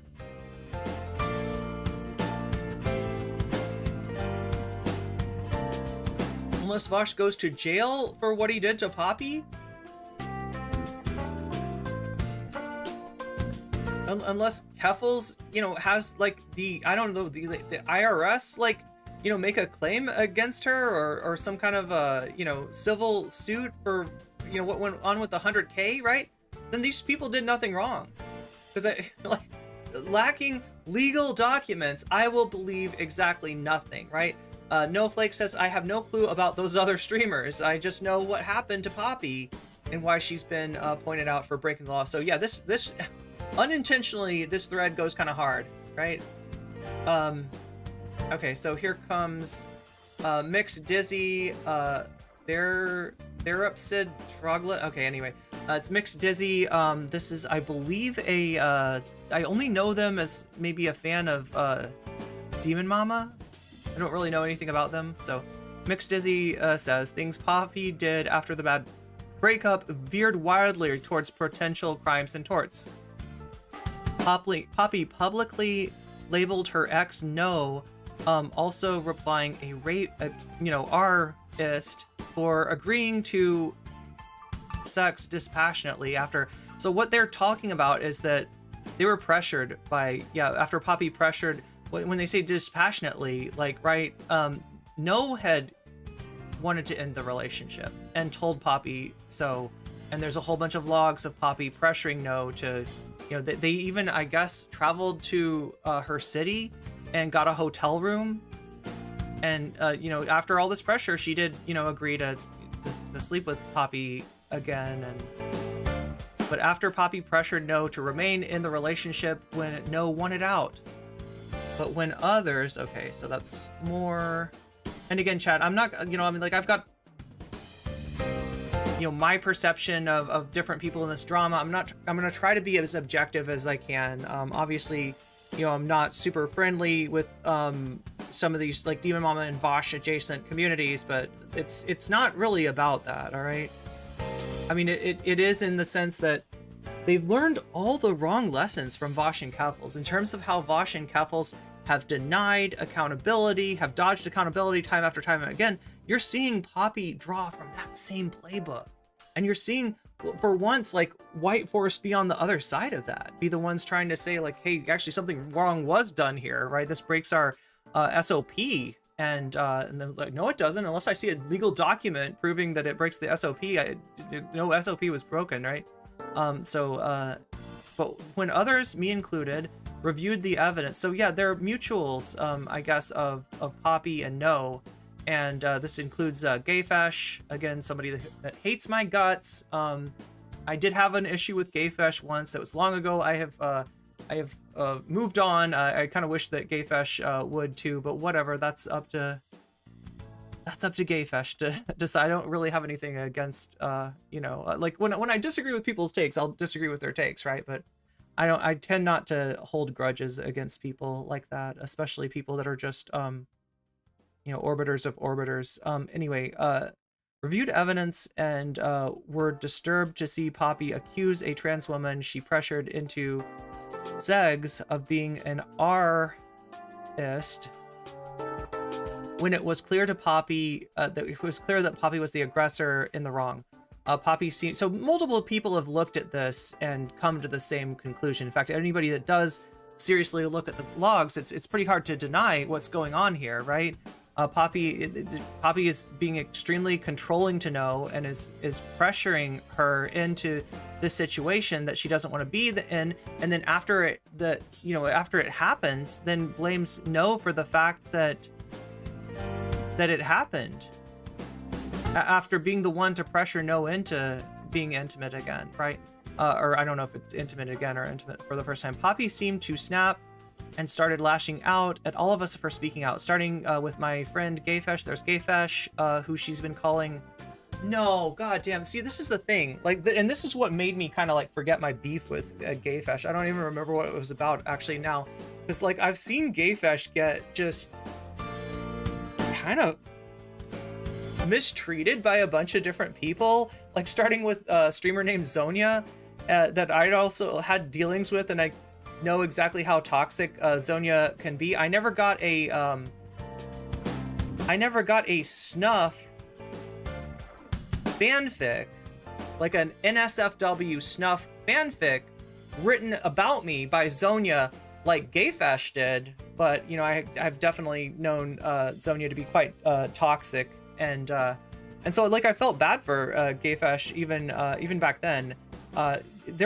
She's calling Gayfesh the grape fish, or grape fish, right? But not with grape, with take out the G, right? That's kind of fucked up. And a chaser, because Fesh broke off his relationship or friendship, sorry, not a relationship.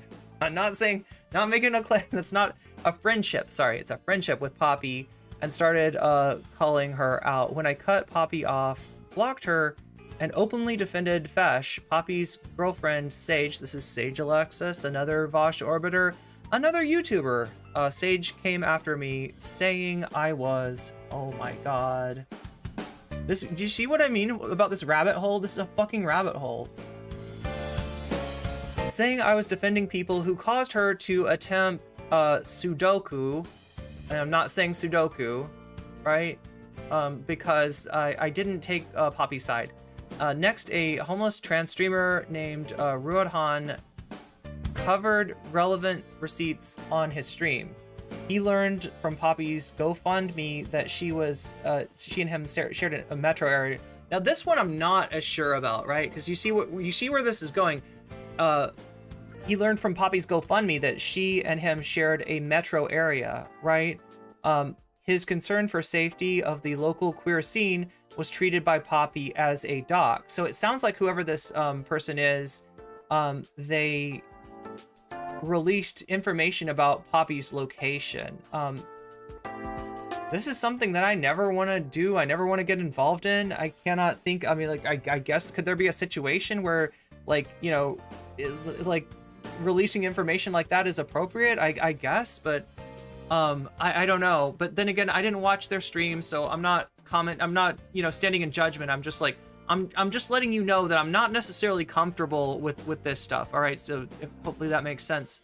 Though no address was shown, and it sounds like a Keffals excuse. Well, I didn't show your address, so it's not really doxing. Okay, you know.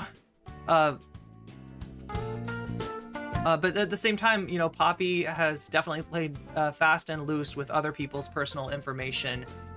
So, you know, it's hard to feel sorry for Poppy about this. She sent her followers to mass flag his social media, even his Ko-Fi and Patreon, which she used for supplemental income. He used, so talking about Ruodhan,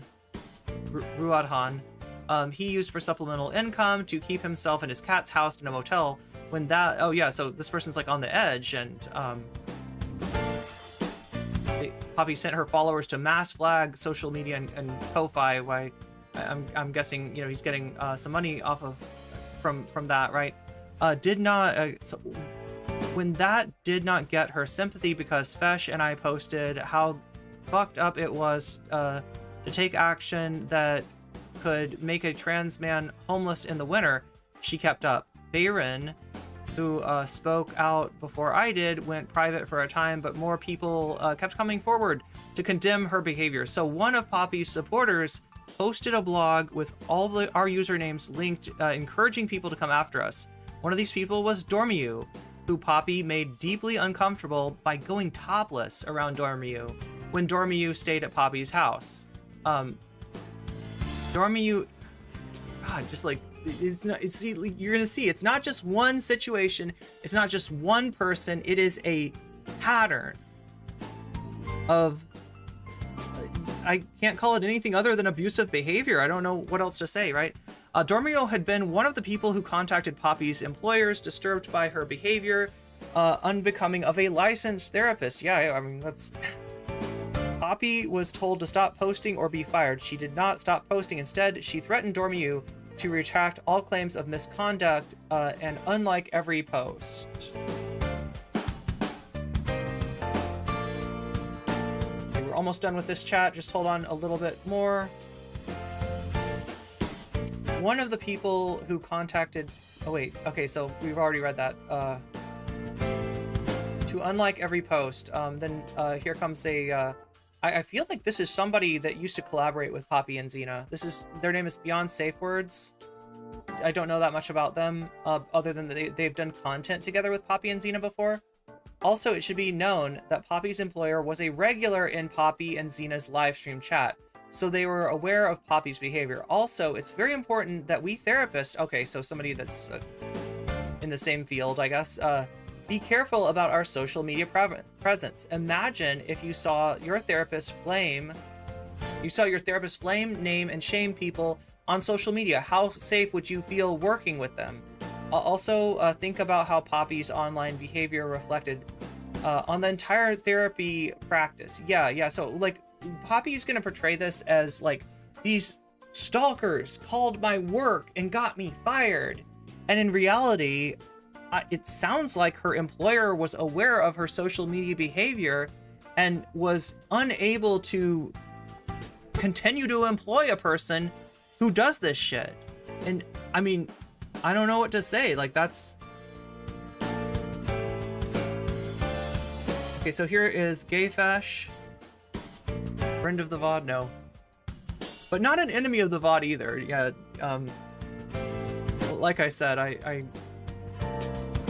can count at least 4 mods in this year losing. Okay, wait. So this is Gayfesh responding to Poppy. Oh my god, this is so complicated, chat, because you're gonna see. Okay, so there's an account here called Zena and Poppy Receipts, right? This is not Zena and Poppy. Wait, is it? Wait, am I wrong about this? There's one. Okay, that's a different account. Okay. God, I'm trying to make sense about this. At the end of the day, blank, that's redacted, right? So that is the name, I think, of their kid. We're going to call that person Spawn, right? So trying to preserve their anonymity here. Spawn can keep this up, and it will result in them no longer having a parent. Between the constant mental... Okay, so, like, essentially, they're threatening their kid. Their adult, you know, child here.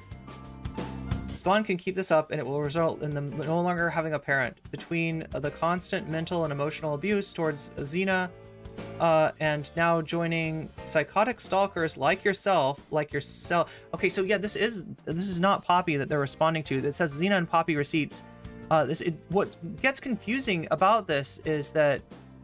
Here, let me like show you exactly what I'm talking about, because I feel like that makes more sense than just telling you about this. Okay, so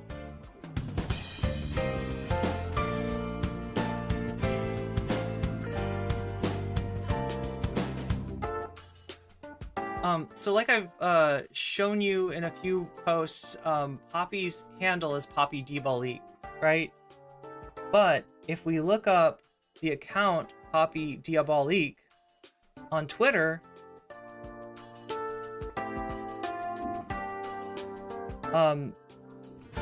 it says not impersonation. Poppy Diabolique is harmful, right? So I think what happened is that Poppy changed her to like something about No Flake, like making an accusation about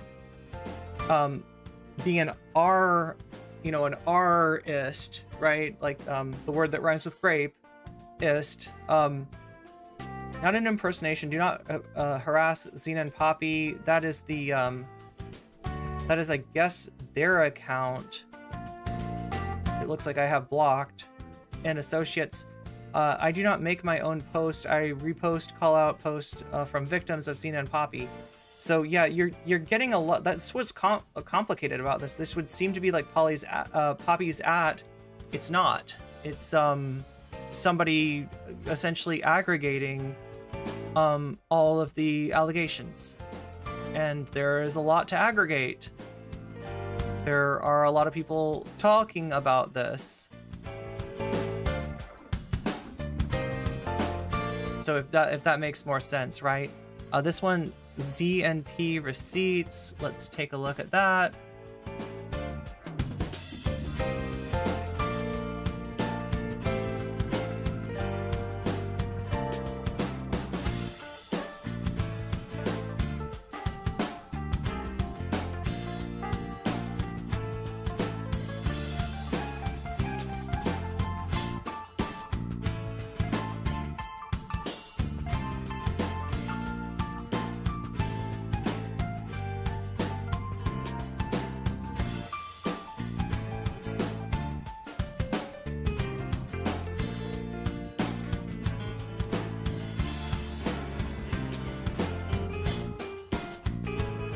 So this is another account that's I guess calling them out, exposing lies, harassment, and doxing of her clients, no less. But wow, okay, I don't know what that's about.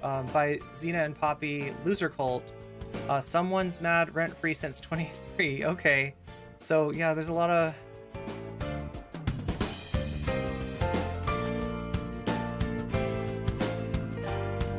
Okay, so they're making, like, kind of, I don't know, to know the deal still stands. Admit what you did was to us in full.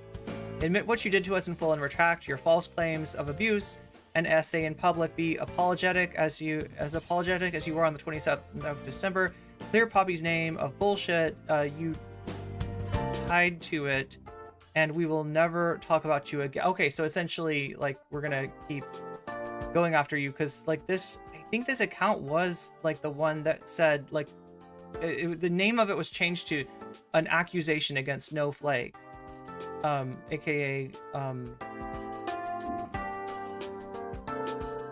think the let's go back there.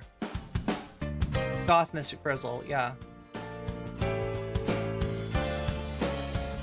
Furthermore, take down your Tumblr and retract your complaint to Poppy's work and admit that you sabotaged her job and she did nothing to you at that level. If you do that, we will keep our new video unlisted. Jesus Christ. So yeah, it's literally like like I got content. We're gonna release, we can keep it unlisted. We can do this the easy way or we can do this the hard way.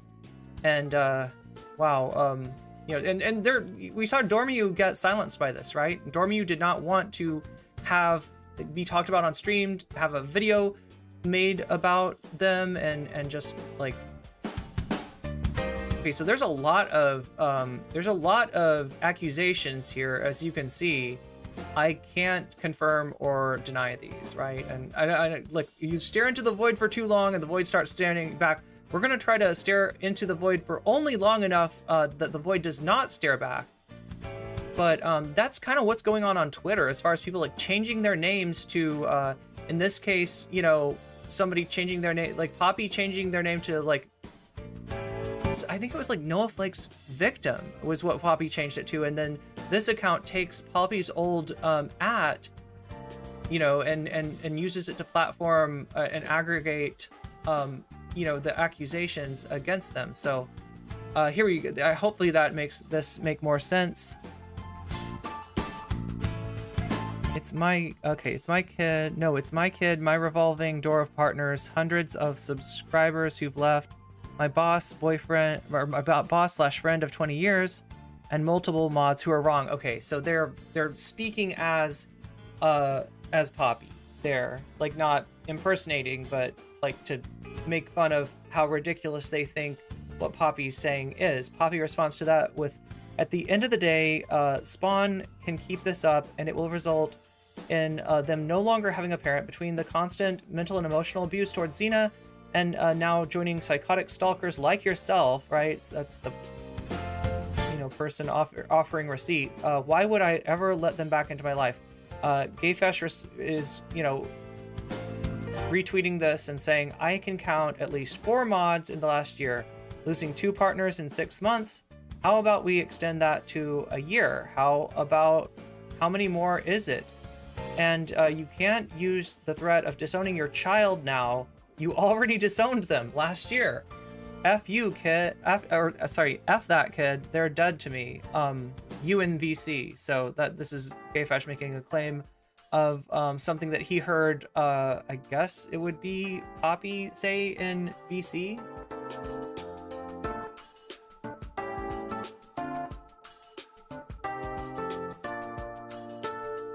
This one. Multiple mods, we lost 1. Definitely lost subs. Revolving door of partners, I've lost 2 in 6 months. Not exactly a lot, Buttercup. Oh my god. As to my kid, they made a choice. They left because they didn't want to clean their room before they moved. Oh no. They are lying to you.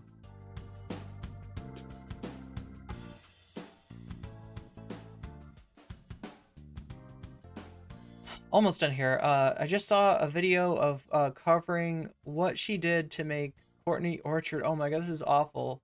So Courtney Orchard is the sister of Lily Orchard.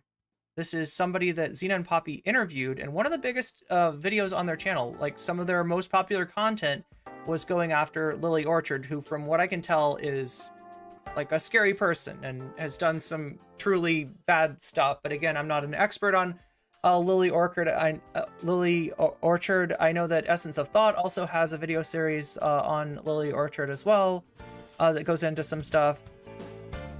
But Courtney Orchard is the sister of Lily Orchard. They brought Courtney Orchard on because Courtney Orchard had some allegations against Lily Orchard, against her sister, you know, doing some inappropriate things to her. I haven't looked into those, so, you know, I can't say exactly what? But I mean, you know, it sounds like it's allegations of abuse, right? After making those allegations of abuse, so Courtney Orchard cut ties, and it's insane how it didn't like tank their audience, because what the fuck? Yeah, supposedly after talking to Courtney, these are the allegations at least, that after talking to Courtney, Poppy sent Courtney some NSFW material that was themed around incest, right? After divulging having had, you know, that kind of abuse happen to her, Poppy, you know, I don't know. I don't know what makes somebody do something like that. That's like, but that's where Courtney Orchard comes in here. Gayfesh says she doesn't inform her audience of anything. She just says there's deranged rumors and out of context screenshots on Tumblr. That website is a cesspool, and so her audience doesn't look any further into it. Hashtag narcissistic abusers like her always do that. They tell people not to pay attention to the many other people telling the truth about them and what they're like. What a disgusting person. Here's No Flake saying every single post she makes makes her even more disgusting person than the last. This is a woman who very few people are still looking up to and supporting. Why would anyone listen to the lies from her? Constant contradictions is the name of the game, and she's a pro. This is why I don't trust polycules. Okay, I don't even like monogamy. Okay, very funny. Deep fried meme there. I don't think they're actually trying to be anti-polyamory. I thought it was Jordan Peterson who equates cleaning your room to the first step to enlightenment. Lol. Okay, so yeah, I don't know if this is the situation to be making jokes in, but there's the jokes. This person says everybody around me keeps having temper tantrums and walking away from me, which is not allowed. Having a hard time believing these stories. Bouncing relation to relation, adding up. Okay. Adding in that every time someone breaks up with her, it's another tantrum, and the fact that she doesn't agree with her now, and she now paints you as an R-ist. So tell me, Poppy, how is this not a cult? Okay, I think that's the last. This is the last one. With how much she weaponizes her bipolar to justify coercion, this makes me think she's literally. I don't know who that Crick-Falusi. I don't know who John Crick-Falusi is, but maybe somebody in chat does. Gayfesh says, I don't support that account. I'm not affiliated with that account. Okay, so somebody talking to Gayfesh, and it must be one of those accounts that that aggregates the allegations, right? I have the account blocked. They can fuck all the way off and get back to their homework like the child they are. So it could be this one. I'm guessing, like, if one of these accounts sounds more, you know, like,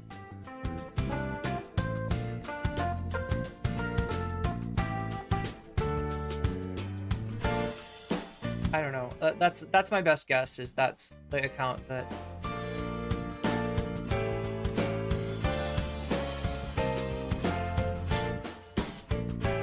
Somebody else replies, they're not a minder. I think they posted an image of a drink they got a while back to prove they aren't one. I don't know, Chad. I don't know who that is. She sure does like pathologizing anyone who calls her out as being an abuser, doesn't she? Even when it comes to with receipts. Seems like this is all a game. Okay, so I think that's I think that's everything.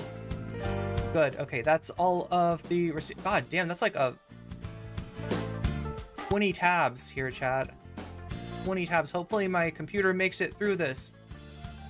We're gonna get to this. This is Brother Malcolm talking to Chud Logic. Again, I doubt that Brother Malcolm knows how he's being used here. I would think that, you know, you wouldn't want to, you know, be called a trans whistleblower exposing horrifying truths behind lefty content creators. As far as I know, Brother Malcolm is on the left, so and like I said, the whole trans whistleblower thing, that signals to a right-wing audience. Like, right, that's in fact that's a hot keyword or tag right now, right? Trans whistleblower, like, right, it makes somebody think of like a detransitioner that's accusing, I don't know, like saying that they were pushed down the pipe. I don't know, it's bad, right? It's bad. And it's because it's Chud, and it's because the audience that he's got traction with is an audience that hates trans people and is more transphobic than him, right? Because remember, Chud is just a soy lefty LARPing. I mean, a kind of yikes soy lefty with some baggage, but yeah, it's a weird, like, again, like I said, it's a tragedy in some ways and a cautionary tale in others, how this kind of audience capture actually works. And Chud is definitely audience captured at this point. So let's go. Let's go. That has been sent to me was that clip of. I'm gonna turn this down. Or Poppy talking about finger banging that chick at the Renaissance Festival. That's the only thing that I've seen. Sorry. Anyway, so you were saying about this Spawn document. I love that Chud is taking this treating this with the seriousness that it deserves. Hello. Oh my god, I don't know about DK's music choice. That I just want to avoid. Malcolm. I do. Do you want to introduce yourself? Sure. I'm FT Mongoose or Malcolm. I like the trans drama. It's so insular. Everybody knows each other. The drama is just so hot and juicy. So that's kind of what I enjoy doing. Okay. I mean, I feel like we've kind of known of each other for quite a long time. Like, I always remember you being very woke. No? But Chud, I always remember you being very woke as well. Yeah, I mean, I guess. Okay. I don't know. I've always been kind of edgy. I get in a lot of shit because like JC Ramirez says Chud was never a lefty. He turned tail and admitted he was only in it for the money. Yeah, but I think he's only in this right-wing stuff. Look, I mean, like, let's be real. He doesn't have any real strong beliefs either way, right? Him being in politics at all is kind of a grift. So, but yeah, good, nice thoughts. White people using woke as pejorative. Bingo. Finally, vindication. I came across FT Mongoose on Twitch. Oh, okay, so that's maybe his Twitch handle. Yeah, I don't know that much. Like, look, I knew Malcolm back in the day, or I didn't know Malcolm, but I knew of Malcolm. I've seen Malcolm on panels and stuff like this. I don't really know him particularly well, but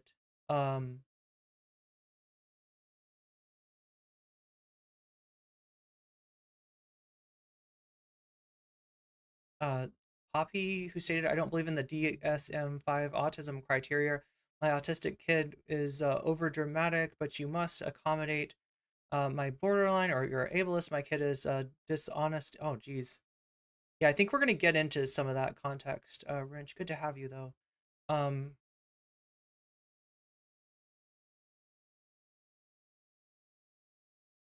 Okay, I'm going to get... Oh, okay, thank you, Schmegly. Schmegly has got the answer as far as John Criskfalusi. John Criskfalusi. He's the creator of Ren and Stimpy. I have heard of this guy. Yeah, he essentially brought on like underage people, an underage person, at least one that I remember hearing about, as some sort of a like an assistant in animation. Yeah, like he was a pretty big animator. Ren and Stimpy, you might, if you haven't seen the cartoon, you've probably seen people wearing t-shirts, right? It was a really popular series. I haven't seen, all I remember is them having like dog poops in their mouth like cigars.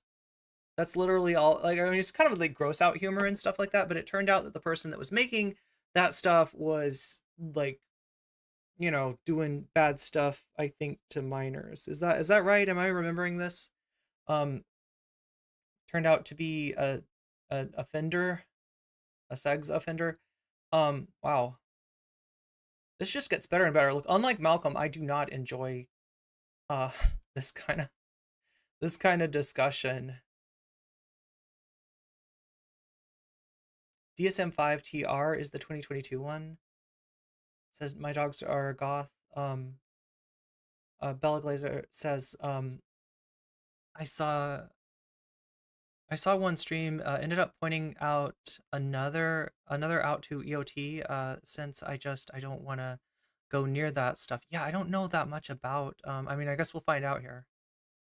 We'll find out. So let's yeah,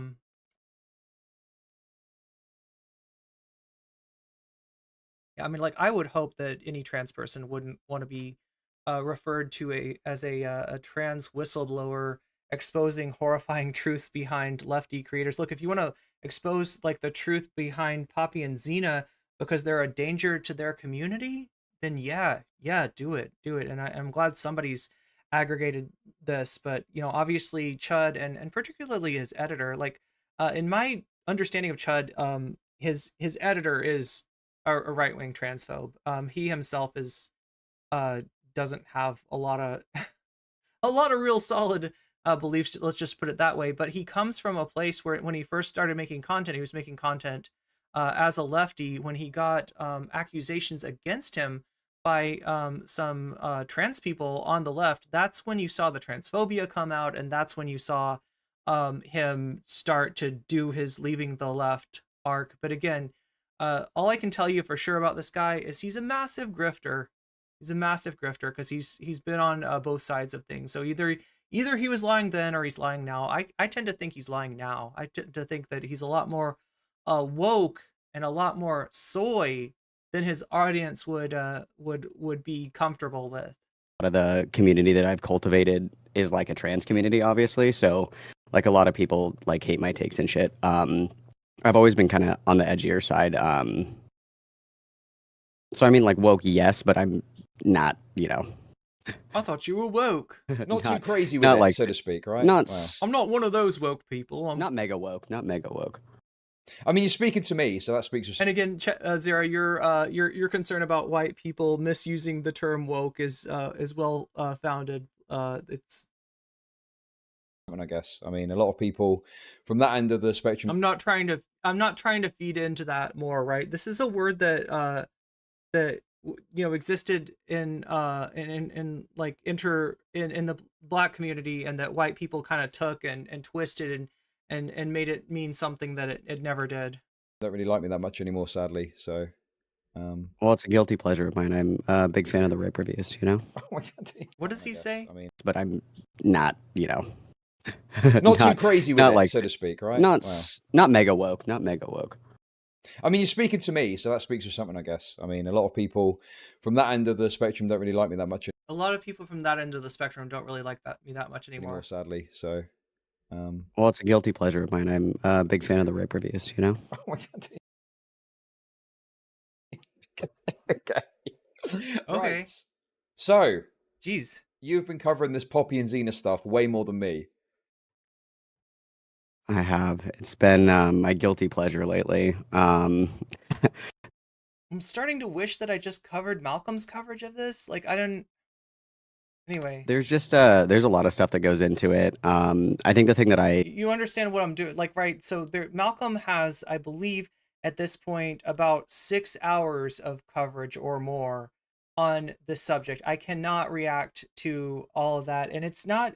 You know, I from what I've seen, he makes it as concise as it can be. There's not a lot of fluff in there. There's not a lot that you can just skip over if you want to understand every little detail of what went on. I chose this because this is him in the space of 30 minutes explaining the situation to another creator that really doesn't know what's going on, that really doesn't have any. So I was hoping that this would kind of, you know, serve to be a like a redux of Malcolm's coverage. I didn't think about the fact that it's Chud. that I was really frustrated with. I was happy to see that you kind of did a video about it, because like Poppy and Zena are the kind of people that they kind of thrive on the anonymity of being able to do this in like their like little community or whatever. So the fact that it's leaving their little pocket and kind of going a little bit more mainstream, I think is helpful, because I think that anybody who reads any of the Google Docs or any of the logs and stuff and like isn't severely mentally ill can read really clearly that these people are like fucking crazy. Uh, yeah, I mean that's the kind of obvious impression that I took away is that these people seem absolutely insane, and like I can understand that they don't like the fact that maybe their kid is around after all these years, but by the same time, it's like they're treating them like absolute shit, and it doesn't seem to be helping. I don't know. Is that your kind of read on it, or? Yeah, the only thing that I said the other day that I'm kind of irritated about is whoever wrote that Google document did kind of a shitty job with it. I don't think that Spawn is the one that wrote it. I think somebody helped Spawn write it. But like Spawn, excuse me, Spawn like had a job. Spawn has a degree. Like Spawn isn't like so mentally disabled that they need like a full-time caretaker. It reads to me if anybody needs a full-time caretaker, it's actually like Poppy and Zena.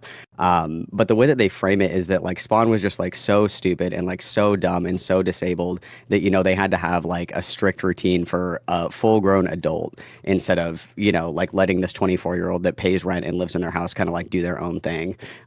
So that's like one criticism I have of whoever wrote that document.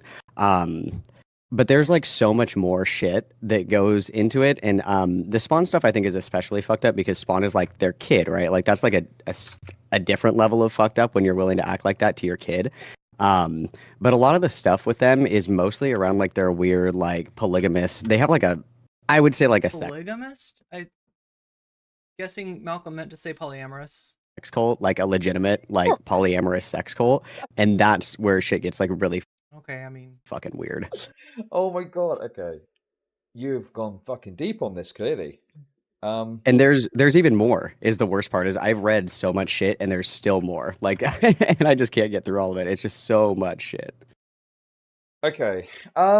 Let's just start from the beginning, or at least where maybe some of my audience might have seen this. So can you just like briefly lay out the kind of main claims? yo, Dan Arcus, I thought you were talking about the so what Malcolm's pulling from is a set of logs or Google Docs, right? That are compendiums, I guess, of logs, both in terms of the No Flake and Poppy situation, and in terms of the situation with their adult child, who's going to be, when Malcolm says Spawn, when I say Spawn, that's who we're talking about. Obviously, Spawn's not their real name, right? But we're not trying to.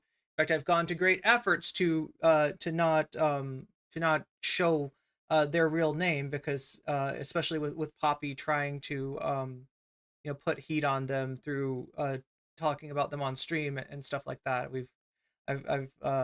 You can thank Zera for redacting the name and but we're gonna refer to them as Spawn, okay, just in order to keep their I don't like calling Poppy and Zena crazy, says Jules. Yeah, there's, like I said, this was kind of this was my like last ditch option to not cover like I don't want to just show you like everything that like there's a lot basically, and I'm hoping I'm covering this because it's a 30-minute redux on everything, so this is just to get essentially like a big picture of the situation, right? It's what I'm hoping is going to come here, and unfortunately, yeah, it comes with a side of other stuff Around Poppy and Zena and this and Spawn, the kid. So what essentially happened is so the first thing that I could find was like in 2022, there was like an ex of Poppy who had said that Poppy was like really abusive and really manipulative. This didn't blow up by like any means, and they just kind of hand waved it. 2023, Poppy and Zena started dating this person named Noe, and It's Noe? this was like a Okay. Discord relationship. So Sorry if I mispronounced her name. they would just like sext each other in Discord basically all the time. And they had planned to meet up over Christmas, and they got in like a big fight because Poppy, even though she's like this polyamorous queen, like hates that her partners have other partners. She really just wants like a harem. She doesn't want like polyamory. She wants to have like multiple partners, but gets pissed when her partners have other partners. So they got in like this big fight. Noe was like, "Don't come and see me. I don't want to see you. I'm breaking up with you." And then what ensued after that was like 8 hours of just like spam messages like, please come and see me, I can fix this, please no. Like you got a little taste of that with the white Nervosa, like the way that she kind of just like freaked the fuck out when Yeah, and we saw that too. Yeah, Zara, that's not how poly is supposed to. That's not. Yeah, that's not how. Don't take this as representative of like polyamory. Because it's not. It's not. Um,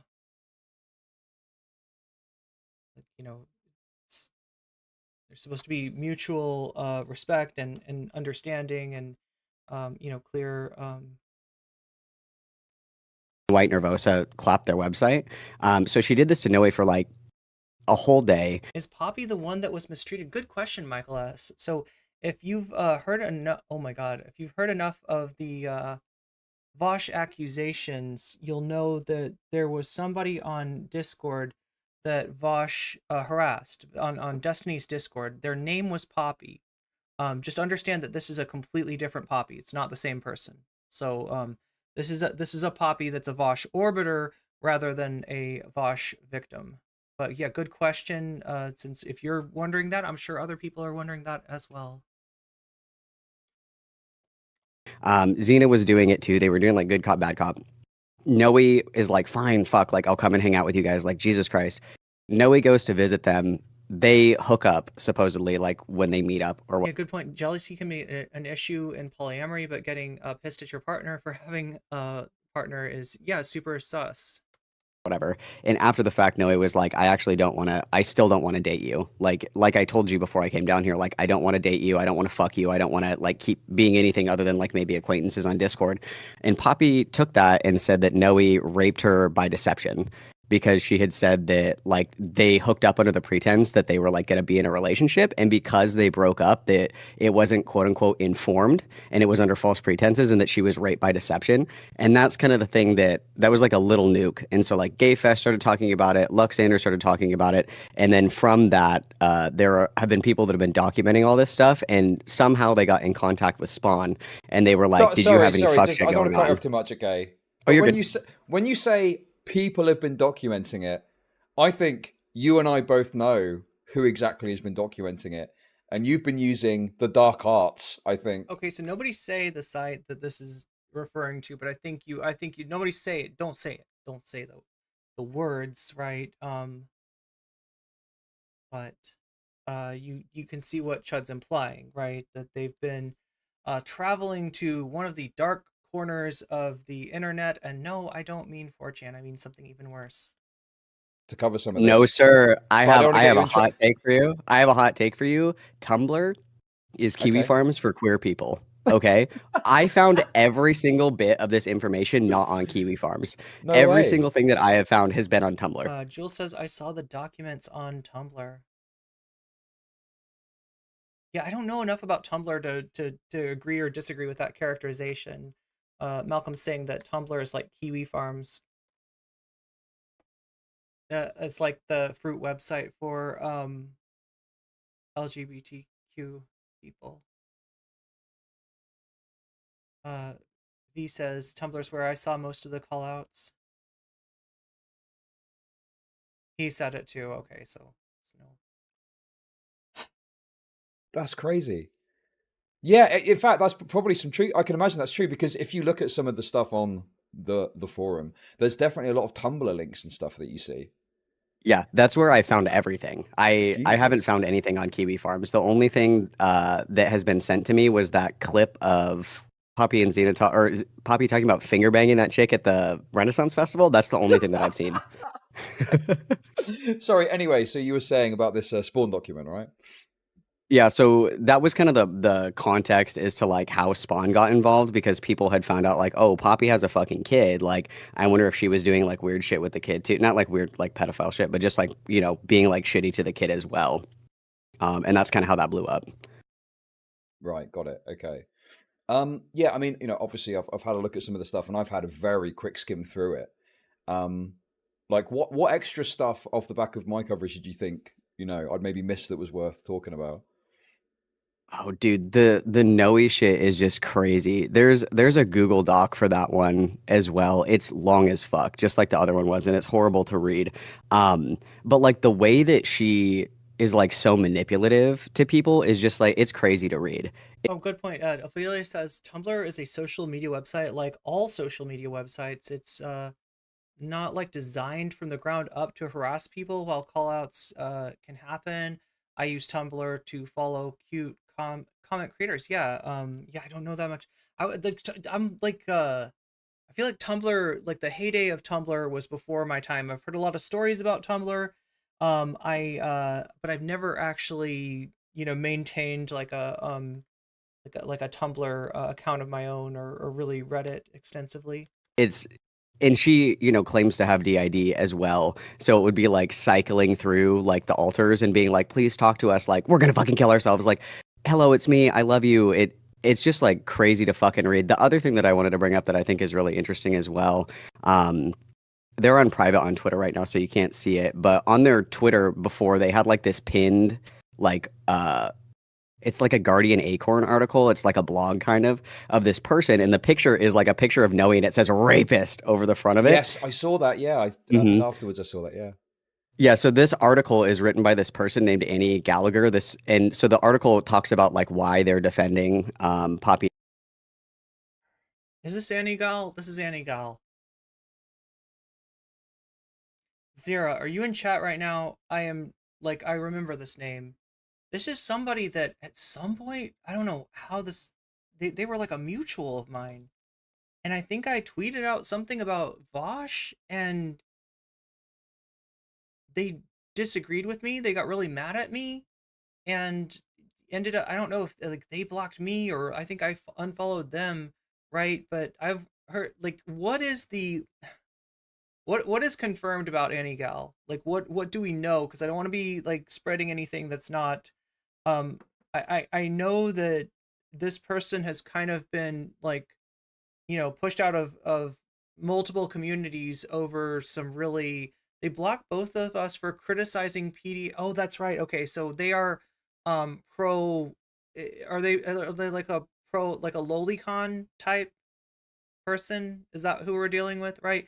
Because like this is the thing, is that when we start to get into this community and see some of the actors here, they're familiar faces, and not in a good way, like on the side of Poppy and Zena.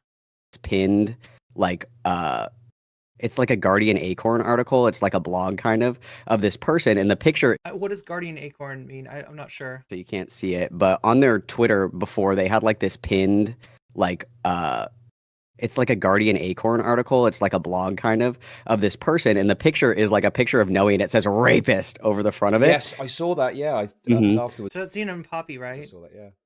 Yeah. So this article is written by this person named Annie Gallagher. That's the person. So the article talks about like why they're defending Poppy and Zena essentially, and it's because Poppy and Zena defended them in the past.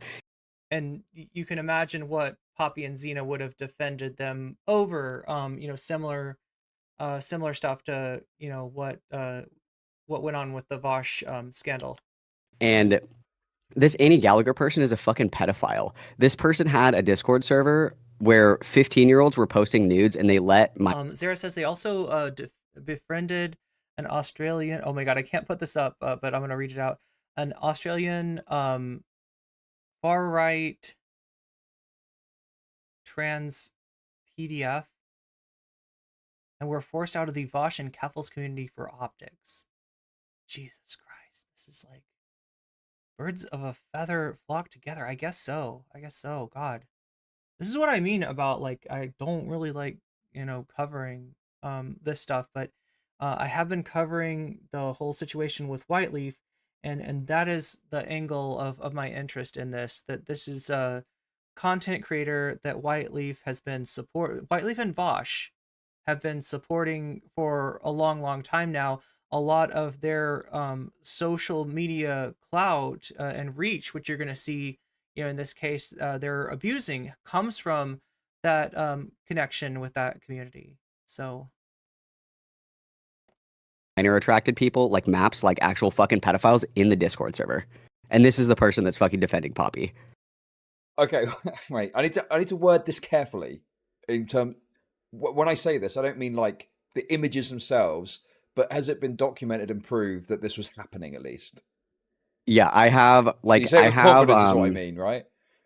So I have this. I'll DM this to you right now. This is a Okay. web archive link. So what ended up happening is one of the administrators for that Discord server, they rolled. And so one of the things that they were saying is like, oh, this is like super unethical because you're violating revenge porn laws, basically like doing an entire leak of the Discord server. This article only has the screenshots of people's ages and then them talking about posting nudes. This one doesn't have Right. like the actual fucking content in it because that's obviously child pornography.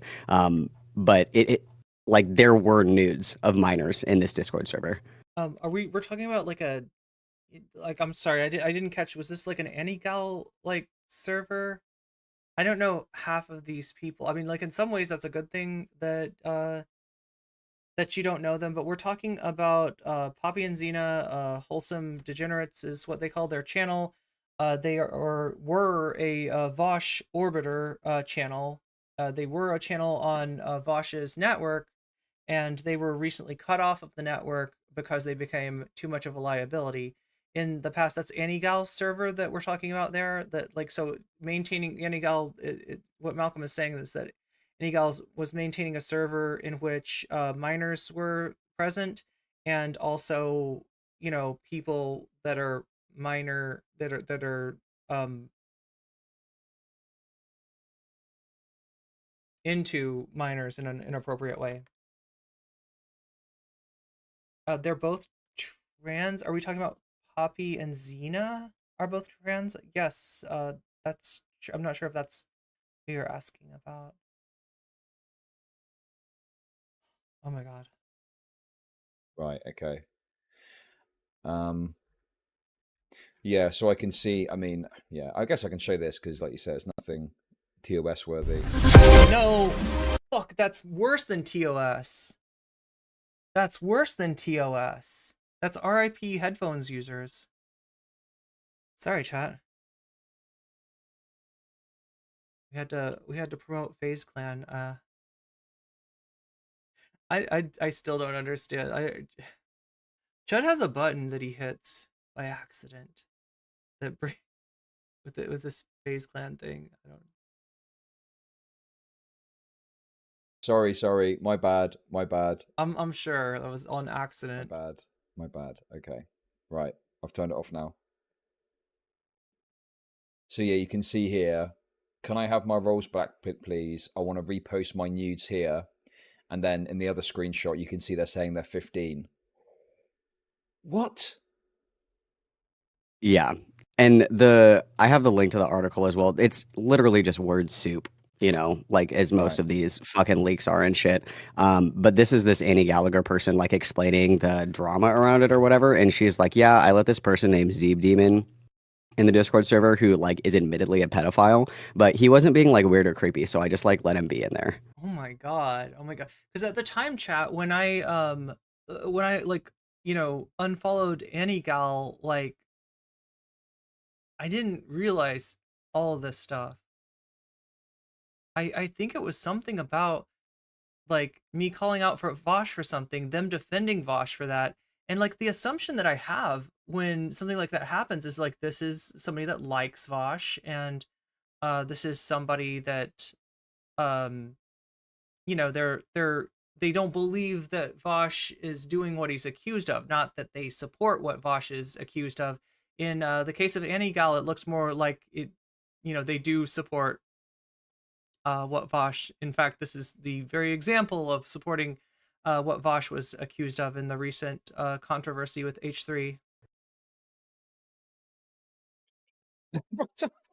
I'm absolutely brain blasted by that. That's crazy. And this person wrote an article calling this other person a rapist off the back of what was it? Poppy is the one. Poppy made this bullshit story about I being. mean, Anygal was who was covering for Poppy, and the reason that she gave for it, according to Malcolm, was that Poppy had been there to support her to like, and the question that is then asked is like, over what was Poppy supporting? What was Poppy like defending somebody that's like a lolicon? I don't know what that means, but again, I haven't seen the defense that Poppy offered for Anygal myself, so we're just sort of And so far, like, I mean, I haven't seen like Malcolm lie about anything, or like I don't have a reason to think that Malcolm is mischaracterizing the evidence. Everything that Malcolm has said so far comports with the evidence at hand. So having sex under false pretenses and called them a rapist, and this person who had underage people and pedophiles mixing, and the underage people sharing nudes, wrote an article calling them a rapist and defending Poppy. Have I got that right? Yes, sir. Fucking hell. This goes Yeah. way deeper than I ever fucking realized. That's mental. There's so much of it. There's two other ones that are like semi-relevant. One of them has been nuked. I can't get on Poppy's fucking Twitter because she's private right now, but she had basically been like blackmailing this person that had said that she had like a weird experience with Poppy or whatever. So this person was 18 years old. Poppy's like 43, I think. Poppy's old as fuck. So this person's like 18 years old. Poppy's like, come and stay with me. This person comes to stay with Poppy, and Poppy is like walking around naked, like flashing her tits and like trying to make this person uncomfortable and shit. And so this person made a post about it, was like, you know, in light of everything that's come out, like this was really weird in hindsight. And Poppy was like, if you don't delete this post, I'm gonna fucking nuke you. And so this person like redacted all of their shit so they wouldn't get nuked. And she also has this weird thing where that's Dormiu that we're talking about. Yeah.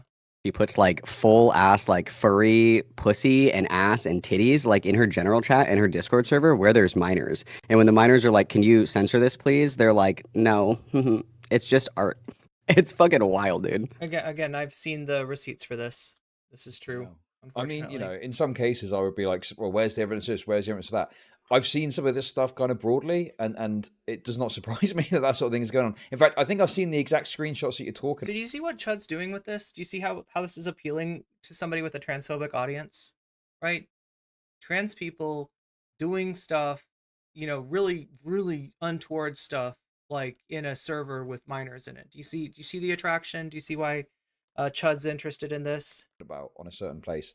And yeah, like And I'm gonna draw the connection, and it's like I'm surprised that Chud didn't. As far as I know, Chud was critical of Vaush during the whole thing. Has been critical of Keffals, maybe sometimes for the wrong reasons, but still, you know, is no friends of like Vaush and Keffals, and yet he's not drawing the really obvious connection. Chud, do you not remember a month ago a little scandal with Vaush on some of this very same stuff, right? That's the connection that I draw. Like the fact that you would like see this and be like, oh yeah, you know, trans, like I've seen a lot of this stuff around, like, right, about trans people, is it just telling you, you know, it's very telling about what kind of well, I'm just worried. Damal, I am just worried about like monetization at this point. Hey, that's a good time to mention you can support me in a great number of ways on Twitch and on YouTube, right? Whether it be super chats, memberships, even gifting somebody a membership, which not only helps me, but it helps somebody else to have weasels to be able to post in the chat, right?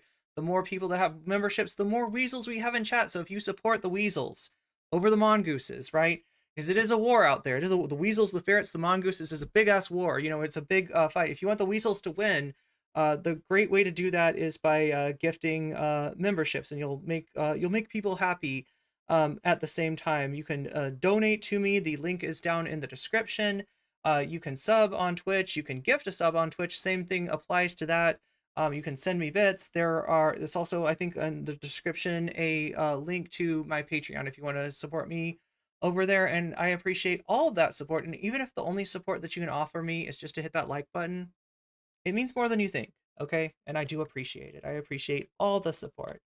it's like a very lewd picture. And of a I'm ferret. mentioning this right now for a very important reason, because I just kissed my what little monetization I might have had on this video goodbye with what Brother Malcolm just said there.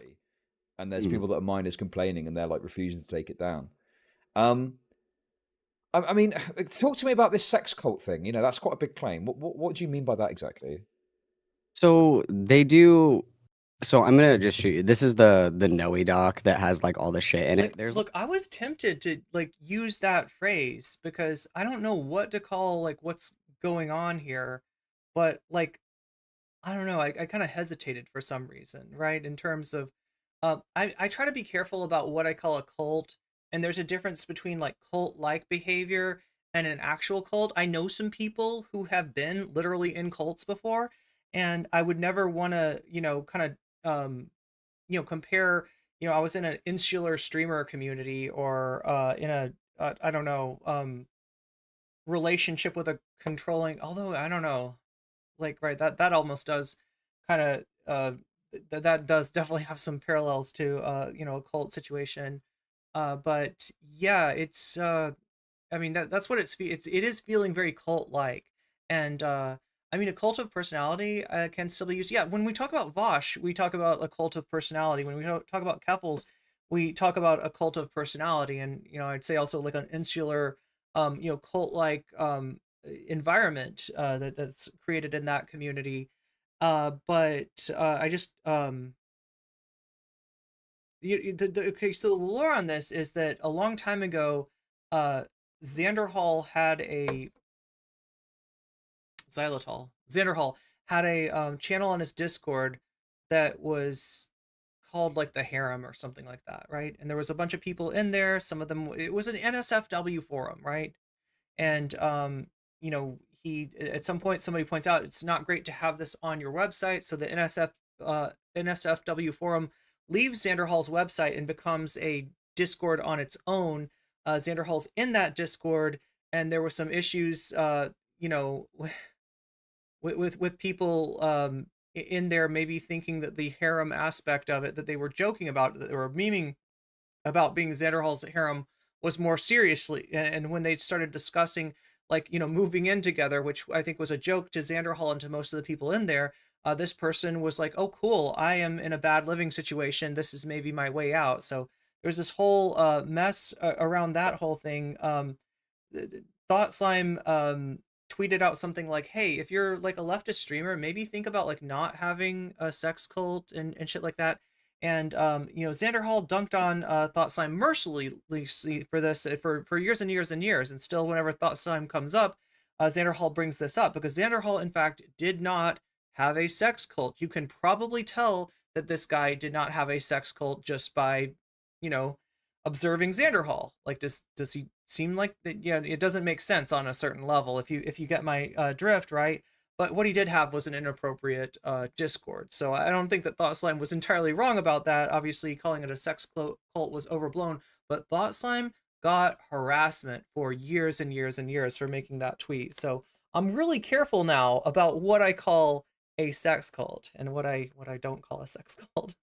Like a little clip at the beginning of this. It's like a half an hour about where Poppy is kind of talking about her like opinions on polyamory and shit like that. And the only thing that I really took away from it is like this person shouldn't be in any kind of relationship, never mind like a polyamorous relationship. But nonetheless, like she continually like scrapes her Discord Yeah, Thought Slime's a great content creator. and her community for these like mentally ill like BPD girls to date, and then she like invites them into like her little BPD circle or whatever. And this has been like a repeatable pattern.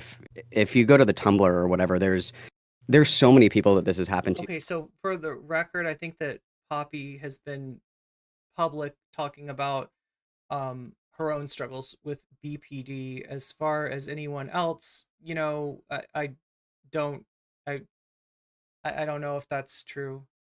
And I want to be really careful about, like, diagnosing people, like, right, based on online behavior you observe from people. Like, I don't know. So in other words, like, I can't speak to that. I cannot confirm what Malcolm just said there. Where she'll like invite somebody into her polycule, they'll like date or whatever the fuck, and then she'll be like, it's triggering to me that you're posting about your other partner. Oh no, Lesbot. So as far as Thought Slime, there's no accusation about Thought Slime having done anything creepy. There was an accusation about Xanderhal having done something creepy, and indeed, having an NSFW channel on your Discord, and being part of a NSFW Discord with fans of yours. I'd say that is a little bit dodgy, right? Is it a sex cult? Not exactly, right?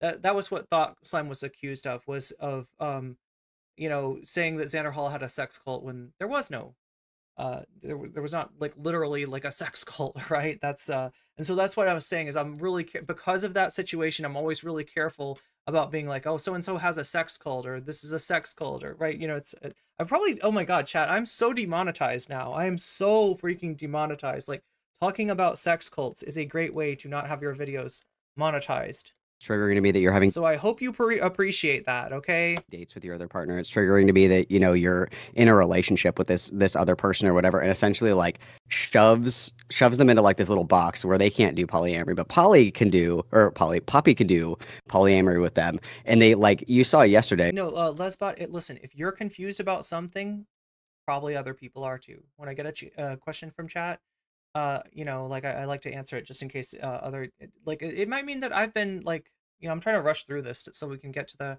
because we also have a VOD of Poppy and Zena's to watch that's quite revealing after this. So I'm trying to get through this. I'm trying to do less, I'm trying to make my streams shorter, which some of you will appreciate, some of you maybe not so much, but also tired of seeing demonization of people with BPD. Yeah, this happens with this happens a lot on the internet. I didn't notice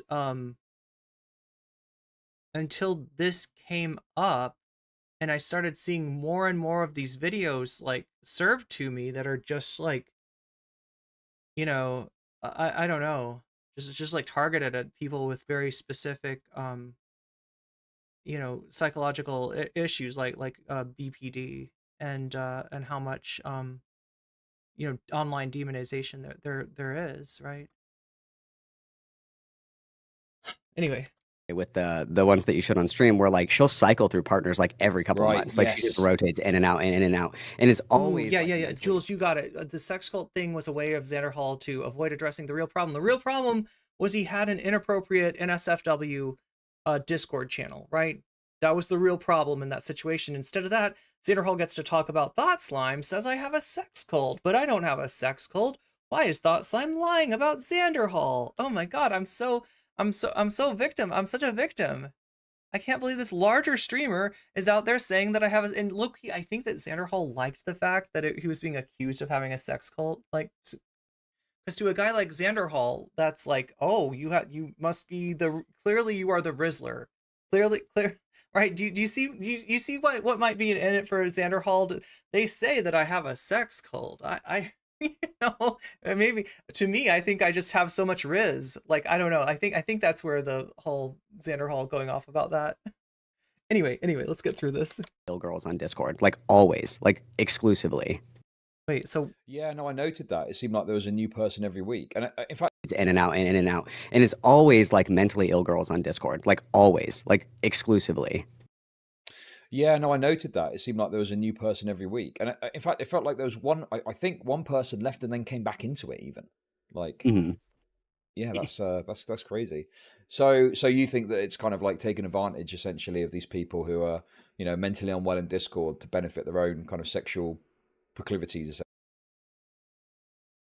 I can't believe that Chud is saying this stuff with a straight face, right? This is somebody, speaking of like Discord Rizzlers, speaking of people that try to Riz their Discord members of their Discord community up. I mean, like this was literally the accusation against Chud. And again, right, chat, from what we can tell, like, I mean, there's no definitive like proof that Chud knew that this person was 17, right? When Chud asked this person, they were evasive, but they did eventually, tell him what he wanted to hear, which is that they were over 18. Still, I think specifically because of the the toxicity and the unreliability, the track record of dishonesty that some of the people making the accusations, which I think I understand were not necessarily the victim, right? Against Chud, and because of the overblown nature of the charges, this definite like accusation that they literally, instead of just saying that like he's using his Discord like like a Tinder app, right, which is true and supportive, and he can't deny that, which is yikesy in and of itself. These people had to say that he was a PDF file, and that was something that just wasn't provable by the logs. So they're making this accusation. The logs don't support that accusation. What do you think happens? They get called liars. Chud gets given a clean bill of health. I think even Destiny came in to like be like, how could you dare how could you dare accuse Chud Logic of all this stuff? You know, he done nothing wrong, right? Because you can tell, like, birds of a feather, right? Whenever any of these dudes get accused of anything, they fucking circle the wagons hard. They are there to protect one another because I think they know that they've got exposure and liability that they want the other person to be there to cover for as well. This is just something that goes on in Twitch politics in general. Essentially. Yeah, and I think it's hard because like a lot of the people that are like in the harem essentially, you know, are kind of like brain fucked. So they're not gonna like leak shit or whatever. But the person To that be fair, Xanderhall acknowledged that the server was a bad idea. I mean, yeah, it's definitely a bad idea. Wait, Discord Rizzlers. Oh, I'm sorry. Am I like? Sorry, chat. Am I too skibbity? Poppy is like dating right Is NCC the Gokunaru of News Twitch? News Twitch? now, the sage person. Is there Like, a she's News obviously Twitch? like brain fucked. Like you can just kind of see it in the way that like and the thing is Poppy leaks all this shit herself. Like she doesn't have any problem just like putting all this stuff in the open. You know how comfortable she is talking about like finger blasting somebody at a Renaissance fair. She doesn't know when to shut the fuck up. Okay. So like even in the logs and No, I'm not clear on that that Renaissance fair thing. I did see Poppy talk about this incident, but like I'm not clear on like whether the issue with it was that you know, this was a Ren fair and that was inappropriate to do there, or whether there was like an accusation of an implication that there wasn't consent.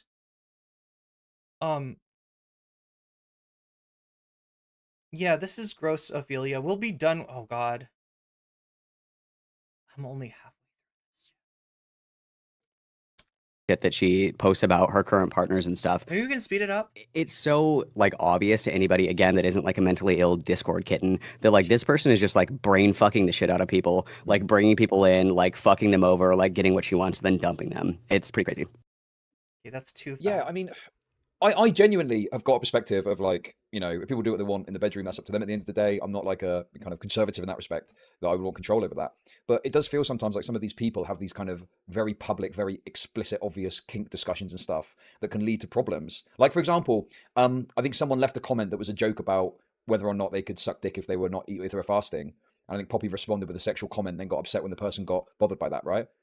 This is true. This is true. Yeah, I mean, like, this is just an example of what the kind of thing that Poppy does that's inappropriate. Like, somebody joked around that, like, is it okay to, you know, do oral while you're on a fast, right? Have you broken are you not fasting anymore if you do, you know, it's a joke, right? It's not, and Poppy took this joke as an invitation to hit on this person.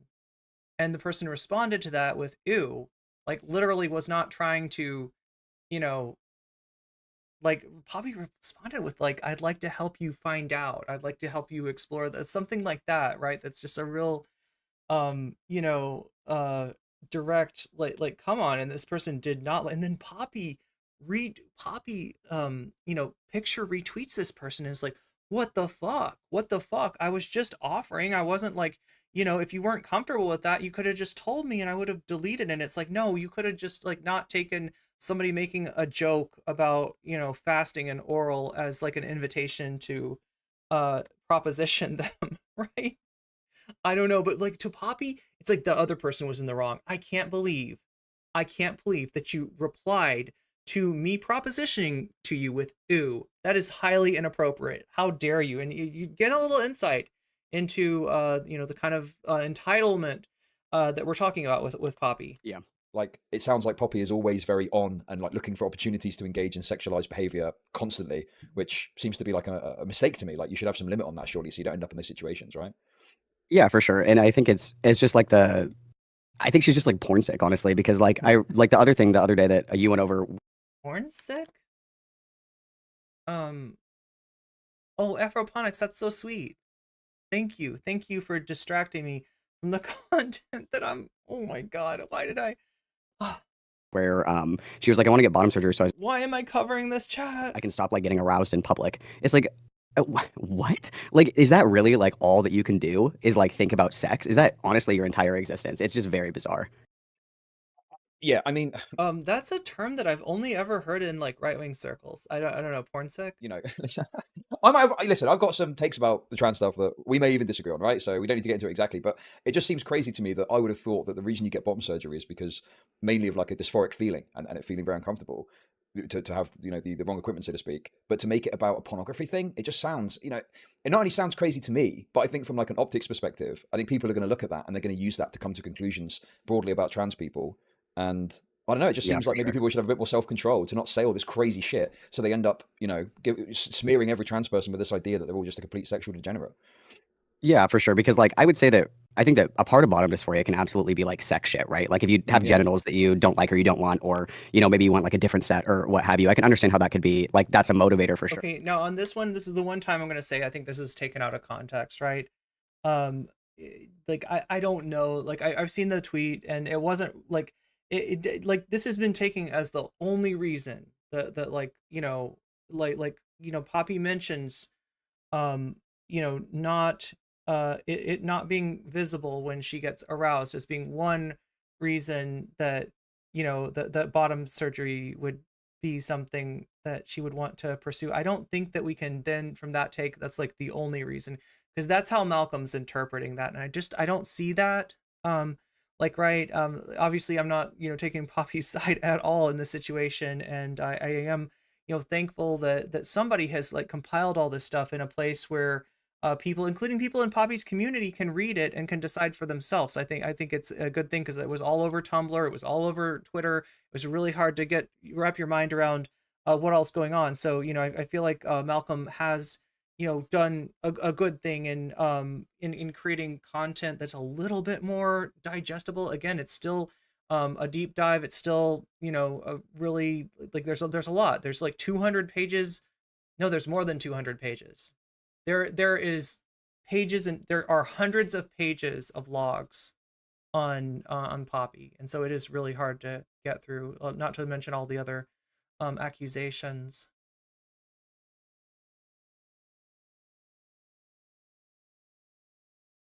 Wait, it's people's. Oh, is that like something Chud is saying? It's trans people's fault that they are marginalized.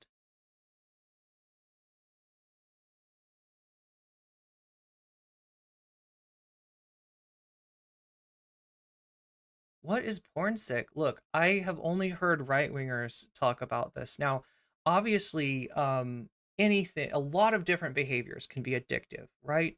And for some people, sex is addictive, and for some people, porn is addictive. And I don't know what that's like. I don't. It's not in my experience. But I want to like hold some space for that and respect that, and like understand that yeah, that could be some, because people work through some stuff like this with their therapists, right?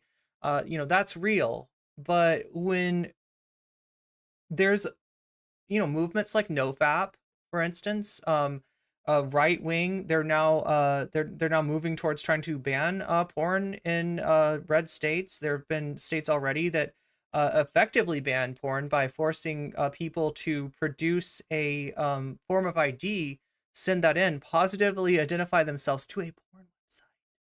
Who would do that, right? Oh yes, like let's give this hub site like my like identifying information. No, it seems like a bad idea. So when you do that, you've effectively banned the sites, right? And so when people say stuff like this, what they're saying is that you know pornography is like bad for you, and like I don't think it is. I know a lot of people who have a very healthy relationship with yeah, it sounds like Swerf Logic, says V. Yeah, but it's important to understand that anybody can, like, people can be addicted to a lot of different things, and I don't want to like downplay that at all. That's real. And sex offenders off the hook for their crimes, blame sex worker and sex workers. Popularized by Ted Bundy. Oh my God, claiming that that was what made him do his crimes. Zara says, I have seen the term to describe people with porn dependencies to the point of impact their offline life or have healthy sex contact with partners without it, but it's mostly right wing slang. Yeah. So that's the weird thing. Like, I mean, like I joke around, like I'll say like words like, coomers or whatever, right? But a lot of that taking off was due to this sort of like anti-sex movement on the right.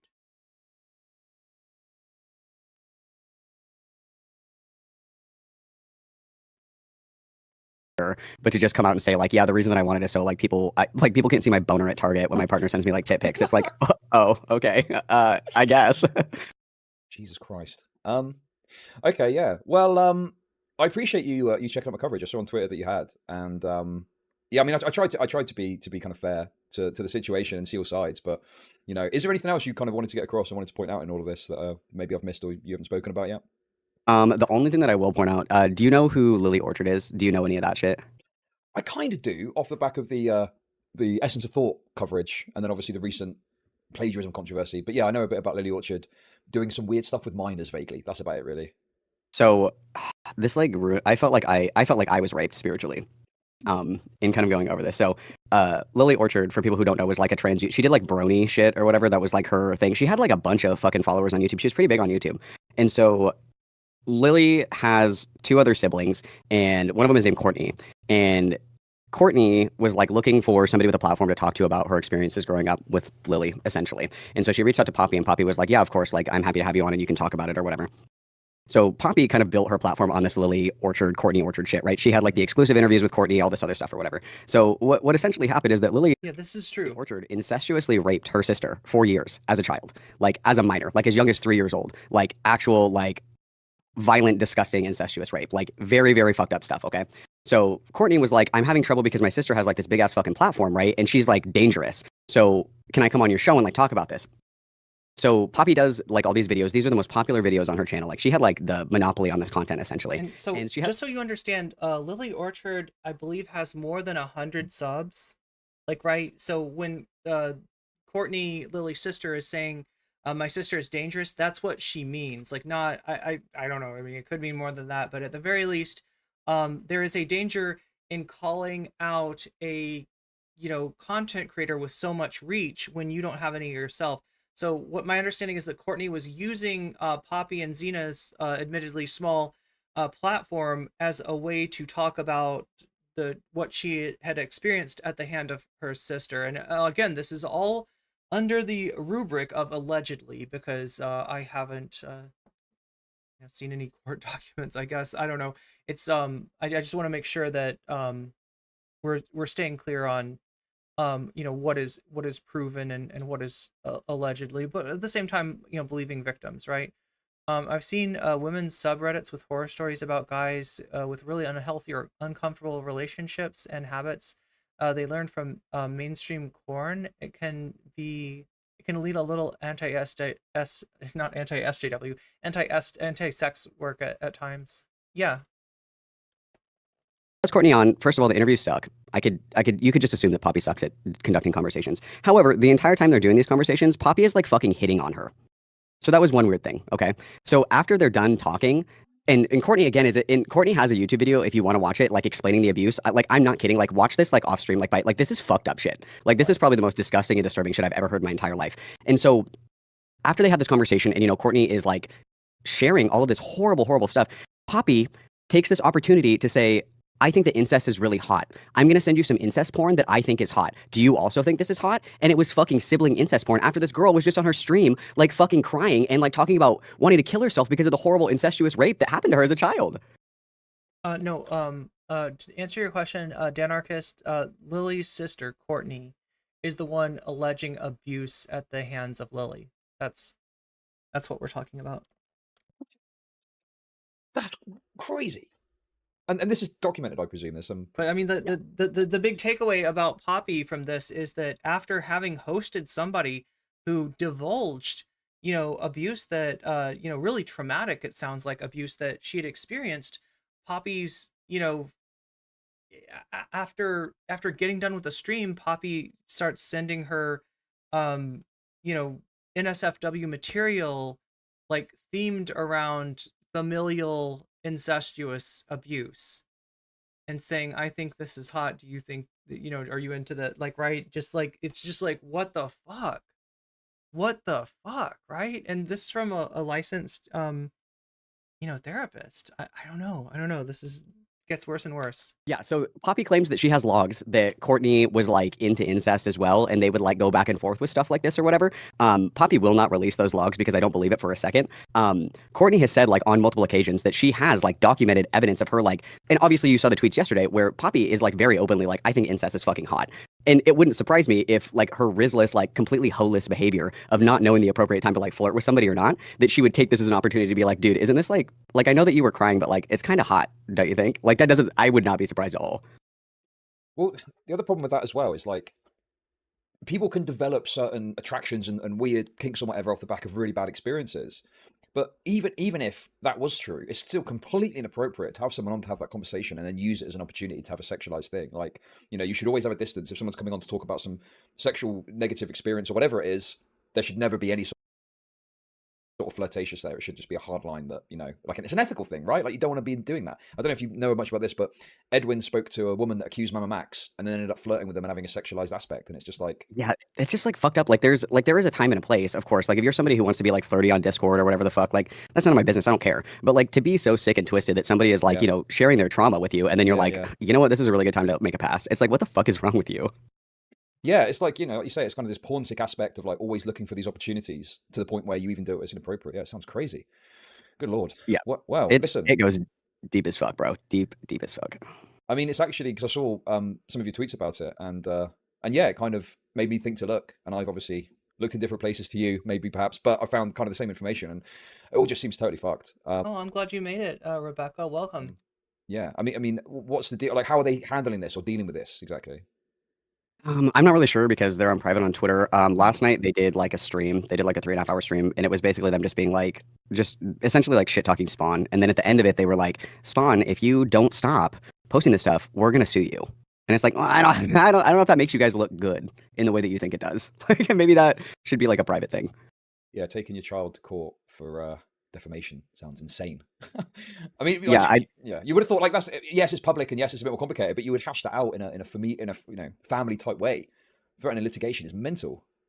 yeah, I was gonna say like kind of going back and forth with your kid on like fucking stream is crazy as an Do adult. you know what this reminds me of? It reminds me of the situation with Destiny. If you don't know, Destiny is a streamer, was probably one of the first streamers to do politics. And I mean, most of you know who Destiny is, right? The debate with Norman Finkelstein recently. But one of the things that Destiny did, and this is not the first time, is that when Destiny's like wife divorced him, he turned it into content. And Hassan will talk about this all the time and characterize it as him debate broing his ex-wife, right? And I mean, like, it's not exactly like that. I don't think they ever had a debate um proper, but kind of adjudicating personal matters on and this is what's part of what's wrong with Poppy. This is part of what, like, Poppy's done in terms of going after No Flake. Um something that you like, I don't know, it's just like when you're a debate bro, every what is it, like when you have a hammer, everything is a nail, right? When you're a debate bro, you tend to turn everything into a debate. And maybe some things like ending a relationship, maybe they should not. And definitely I don't know, like engaging with Spawn as a like on social media, the way that they, and you're gonna see what we're talking about in a second, because we're gonna be done with Malcolm and Chud Logic, thankfully, and we're gonna move on to actually see what Poppy and Zena have to say for themselves about all this, right? Yeah, exactly. Um, yeah, okay. Well, yeah. Was there anything else you wanted to cover? There was one thing that I had in my brain and it just flew right out of my ears. Oh fuck. Oh, I was gonna say the other thing too is that Poppy is a therapist, but she isn't practicing right now. She got fired. because of all the crazy shit that she was doing online. Okay. But yeah, Well, I think that's relevant information that she, kind of has a master's degree in like mind fucking people. So okay. Well, listen, that's actually another angle that I kind of was aware of but wasn't familiar with. So how did the loss of the job come about? What ended up happening was people were like, so what I've been told, and I don't have any way to verify this, this is just what I've been told, is that Poppy was very open about like who she worked for and very open about like her relationship with the person that she worked for. Apparently her boss was her roommate for a while, which is probably not good. But what ended up happening like after the Noe stuff, like people saw those screenshots and they were like, dude, what the fuck? So they were like, just so you know, like your employee basically is going like fucking ballistic on the internet right now. And the job was like, you can either stop like schizo posting on Twitter or you can lose your job. And Poppy was like, okay, I'm not gonna stop schizo posting on Twitter. So she chose to continue to be. Yeah, Lesbot. Poppy was licensed, therapist of some kind, and lost her job due to these kind of conflicts that she was getting into online, and was offered the chance to stop doing that, to stop doing stuff that reflected badly on her her place of work, and refused to do that. So Unhinged and deranged on the internet instead of have a real life job. So okay. So well, obviously, allegedly, we don't know for sure, but this is what we know as much as we can. They were given the option: stay at your job or stop the online stuff. And Poppy decided to stay with the online stuff and quit their job. Yeah, I can't get on her Twitter right now because it's private, but she tweeted that herself. Her Oh my tweet was God. that her job gave. Is this okay? So like, again, like I gotta couch all this in allegedly. I can't verify this, but says you've seen that they might, what sounds like it might be a HIPAA violation, a violation of confidentiality between any kind of medical practitioner and their patient or client. Her like an ultimatum essentially, and she chose to continue to do the internet stuff. Do they even? I mean, did the pair of them make much money doing the online stuff? Do you know? I don't think so. Because like obviously I can only speculate, but because they like crowdfund pretty regularly for stuff, I would imagine that they don't make that much money. Even when like she was working, that they would continue to crowdfund for stuff. I would imagine that they probably didn't make that much money just doing streaming alone. Yeah, the trans GoFundMe industrial complex is kind of how I think of that often. You seem to often have people who are crowdfunding for one thing or another, rent, new equipment. I mean, it's fine within reason, I think, particularly if you're a smaller creator. But if it just seems crazy that you would constantly do that, and then if you do that and then you quit your job, it just seems like you're putting yourself into more financial turmoil. Yeah, I think that at the time, and I don't have the screenshot in front of me, I think the dates might be like lining up because I think that the whole shit with Spawn was about money. I think that they thought that they had like more wiggle room with the money than they did, especially when they were talking about putting Spawn under like a guardianship and shit like that. I think it's because they wanted the money. So I think they thought that was like a good fallback, but that kind of fell through, obviously. Yeah, damn. Well, I mean, so you've been covering this quite extensively from the sounds of it then. Unfortunately, yeah. I have gone to corners of the internet that I wouldn't go in real life with a gun. So, what's got you into this in terms of like what's made you want to cover it so much? Do you think exactly? mostly that like nobody like seems to talk about it. Something that I think is really insidious. Like one thing I think there's like two parts of it. One is that I think that it's important for like trans people to like hold other trans people accountable. That sounds like super gay, but like it's really annoying that you can have somebody who's trans who's like obviously like clearly unwell, like shouldn't be around other fucking people, shouldn't. I mean, I don't feel like you should be embarrassed to want to protect your own community. God, I don't know what to say. I don't know what to say. Of all the things to call, like, protecting your own community, that's not one that would come. What's the general consensus on these two speakers? Have access to like mentally ill Discord kittens to like indoctrinate into their like weird harem or whatever the fuck. And I think that it's like inappropriate for us to kind of like sit back and be like, oh, my consensus is that I wish there was another 30-minute redux of this situation that